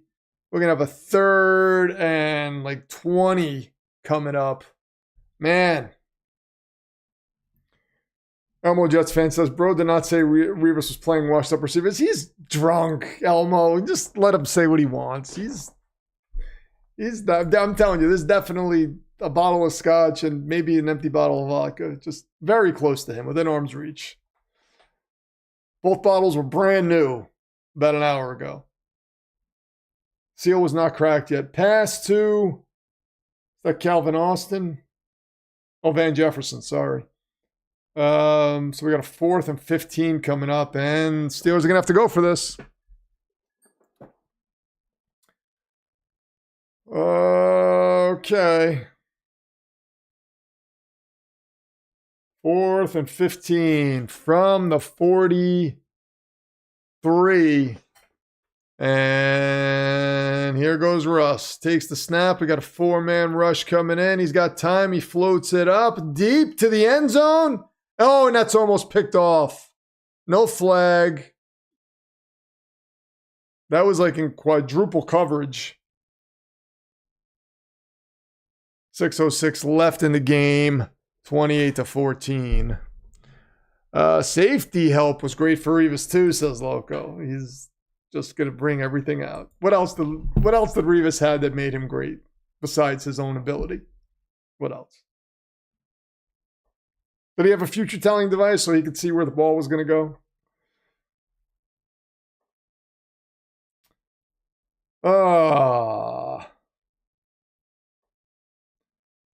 Almost a pick. Almost a pick.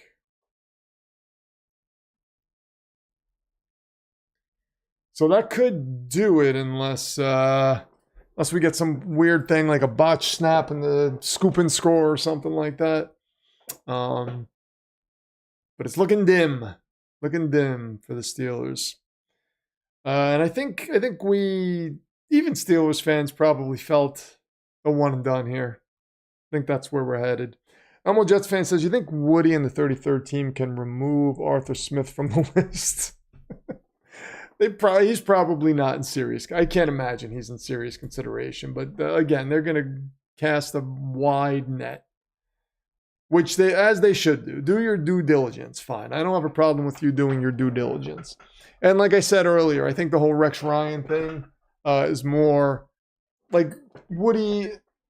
Rex Ryan said him and Woody talk almost every day. So apparently Woody is very friendly with him, has a lot of respect for him. It was the last time the team was relevant when Rex was there. Well, not relevant because, I mean, you could argue they were relevant last year before the Rodgers injury, and this year going into the season, they were considered relevant. They had a lot of primetime games, but the last time they were seriously relevant record-wise and whatnot was when Rex was there. So Woody probably has some deep affection for Rex. And again, Rex has been talking about, I could coach that team. He's been saying that on live TV for the past 2 seasons. He was saying that last season. Put me back there. I'll coach this team. They're not going to do that. That was a bad decision by Russ, man. I mean, there were guys open. He just threw it into like quadruple coverage. So I think this was more of a respect thing. Like, I'm going to give Rex an interview to save face because he's saying he wants to do this. He's saying he wants to come back. We'll give him an interview. We'll make it seem like it's a serious thing, but I can't imagine it is. There goes Derrick Henry up the middle for a gain of 1. 2nd and 9 coming up. 5:58 left on the clock. Followed this was saying, so you're saying the device exists. Did I say that? If I did, I was clearly kidding. It was clearly a joke. I would never say such a thing. Seriously. Ever. So. 2nd and 8 coming up. 33rd team gave the Rex interview to Gase. Oh, Lamar Jackson's going to run. And he gets close to the first down marker. He's about a yard shy. We got a 3rd and short coming up. Hiring Arthur Smith would be Jets thinks says Charlie Walker. It's not serious. It is not serious.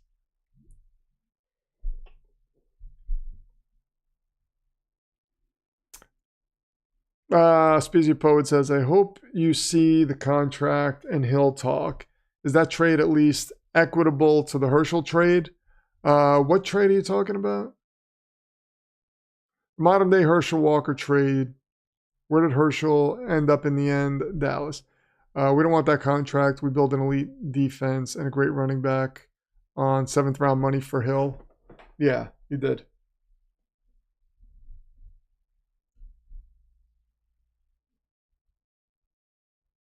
So you're saying that's a modern day Herschel trade? I would argue that the Deshaun Watson trade is more of a modern day Herschel Walker trade.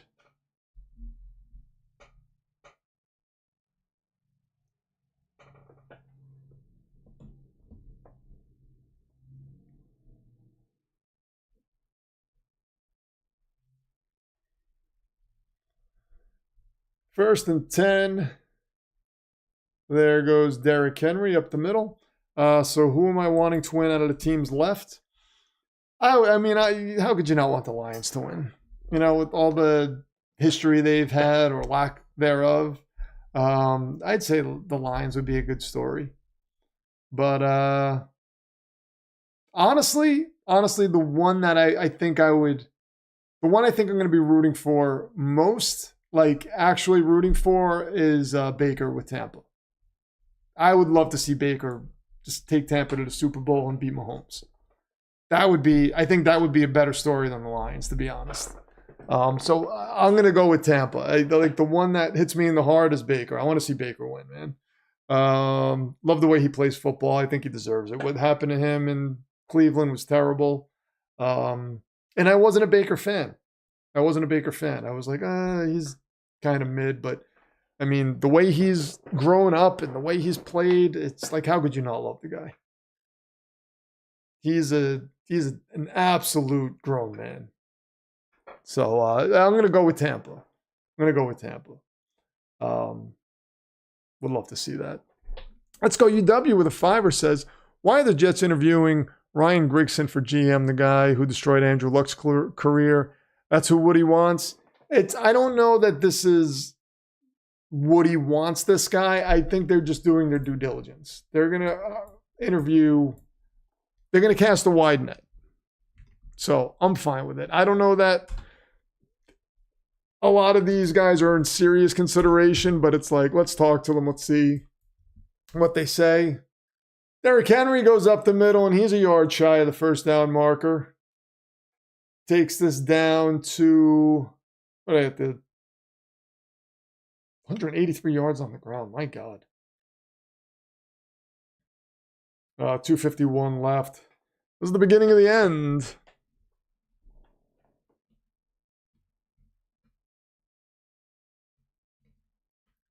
Looks like it's the beginning of the end.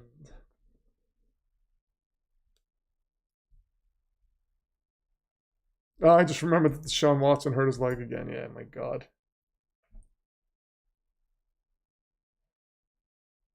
First down for the Ravens. 2:21 left. So the Steelers' season is winding down. Well, it's always a little sad when you know a team's season is coming to an end. Poor Russ. What will become of Russ? Will he be a Steeler again next season? If there are any Steelers fans in the chat, let me know. Would you want Russ? Would you want Aaron Rodgers if he was available and said, hey, I'll play for the Steelers? Do you think they keep Tomlin? I think so. I think so.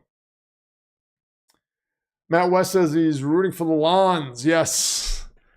The Detroit Lions. Oh, wait a minute. We got to get a belt up. Matt West, are you calling for the belt yet? Have you called for the belt? Because I think it's almost time. What do you think? You think we're going to jinx anything if we throw the belt up on the screen? The Ravens title? The beautiful purple Ravens title that we've seen before? What do you think? If Matt West wants to see the title, I would throw it up on the screen.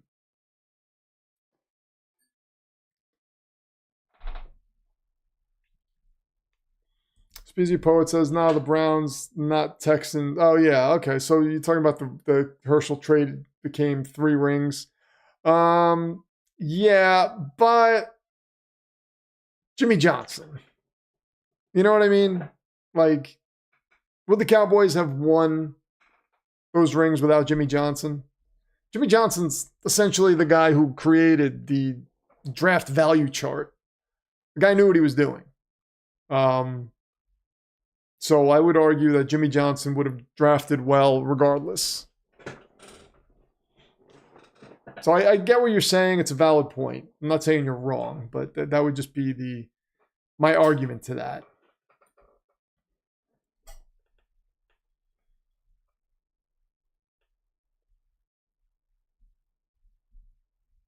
Soldier of Nerdism says, Tomlin has to say he's one of the best and there's no one better. Is there no one better? I would agree. To me, Vrabel, I just love Vrabel, man. I think he could be on par with Tomlin. Hasn't won a ring, so maybe I'm crazy, but yeah, no, you're right. Yeah, Tomlin will be the top of the list for everybody. No belt yet, says SG. Matt West says you may as well show the belt, but Matt West is the keeper of the belts, SG, so he calls for it. We got to show it. I'm sorry. Baltimore. Was that an L? Baltimore? There we go. Ravens. There's the belt. Congratulations to the Baltimore Ravens for taking out the Steelers. It's time. Father Dismas, I'm so sorry. I think they stay the course. I think so. Yeah, no timeouts for Mike Tomlin. Seems like he's waving the white flag. Yeah, I think so. Jerry thinks he won those rings. Yeah, that's why he was like, we don't need this guy. You want to leave? Go ahead, Jerry. Jerry Jones. That's not his name. Go ahead, leave. Get out of here. We don't need that stupid coach. Vrabel's great, but he's not going to the Steelers. Oh, no. I mean, like, in terms of the coaching, the available coaches right now. You said Tomlin would be at the top, and I was arguing, well, maybe Vrabel would be right there with him equally, but then I gave the nudge to Tomlin because of his, he's got the rings. And, I mean, winning season after winning season. How could you argue with that? Vrabel going to the Pats is going to be crazy. Yeah, I would think so. Him with a quarterback. Let's see. Would the Chiefs have won with Andy? We had Marty, one of the winningest coaches of all time. Yeah, would the Chiefs have won without Andy? I don't know. And that's another thing as we talk about. The Jets had an opportunity to draft Patrick Mahomes, and they drafted Jamal Adams. Would Patrick Mahomes be who he is if he had gone to the Jets? Or would he have just been a guy who couldn't rein in his wildness? Having Andy Reid there to take you under his wing, having Alex Smith there to take you under his wing, I'm sure helped Mahomes become the player he is. Not to say he wanted to become a player of this caliber, but, coaching matters, location matters, situation matters. We know that. So you can't just look at this thing in a box. There are a lot of different scenarios that could have happened that perhaps would make players' careers go a very different way. You know what I mean? Dude says sad panda noises. I hate the Ravens. Jerry's Eagle couldn't handle Jimmy Johnson being praised as the architect of the Cowboys' success. Yeah. Yeah, so he was like, Jimmy Johnson, whatever. This is all me, man. Oh, man.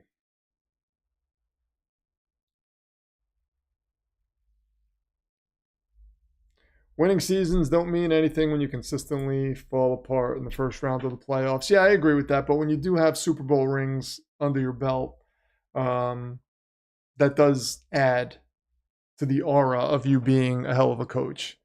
And again, look, let's not take any, this just shows how great of a coach Mike Tomlin is.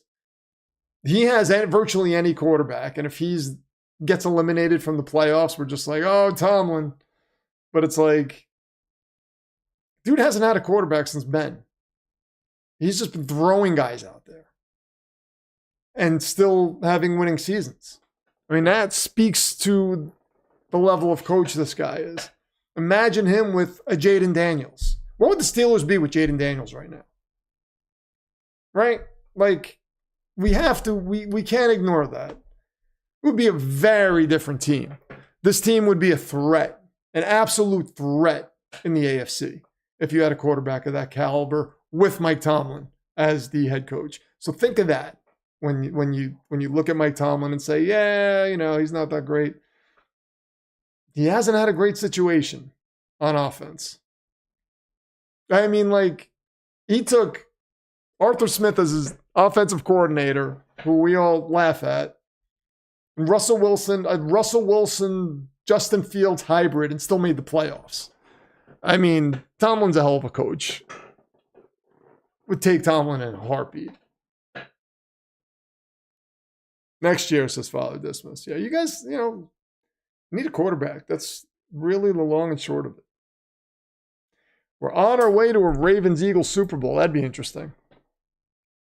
Says Tim Daniel. What I want to give to be relevant in December, let alone see the playoffs. Yeah. Just a little competitive football in December would be sweet. As Mark Andrews dives forward, another first down. They're just letting the clock tick down. 1st and 10, 1:30 on the clock. Steelers would still be S's. Let's go UW. No. No, come on. That's crazy.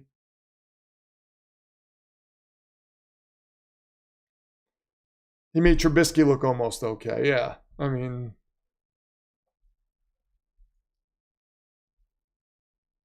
oh, I'm glad you're feeling better, Anakin. Yes. Fought off viral pneumonia. Got midterms next week. Not pleased about that. Well, good luck on your midterms. 56 seconds left. John Harbaugh is celebrating. This game wraps up at about 11 o'clock. That's crazy.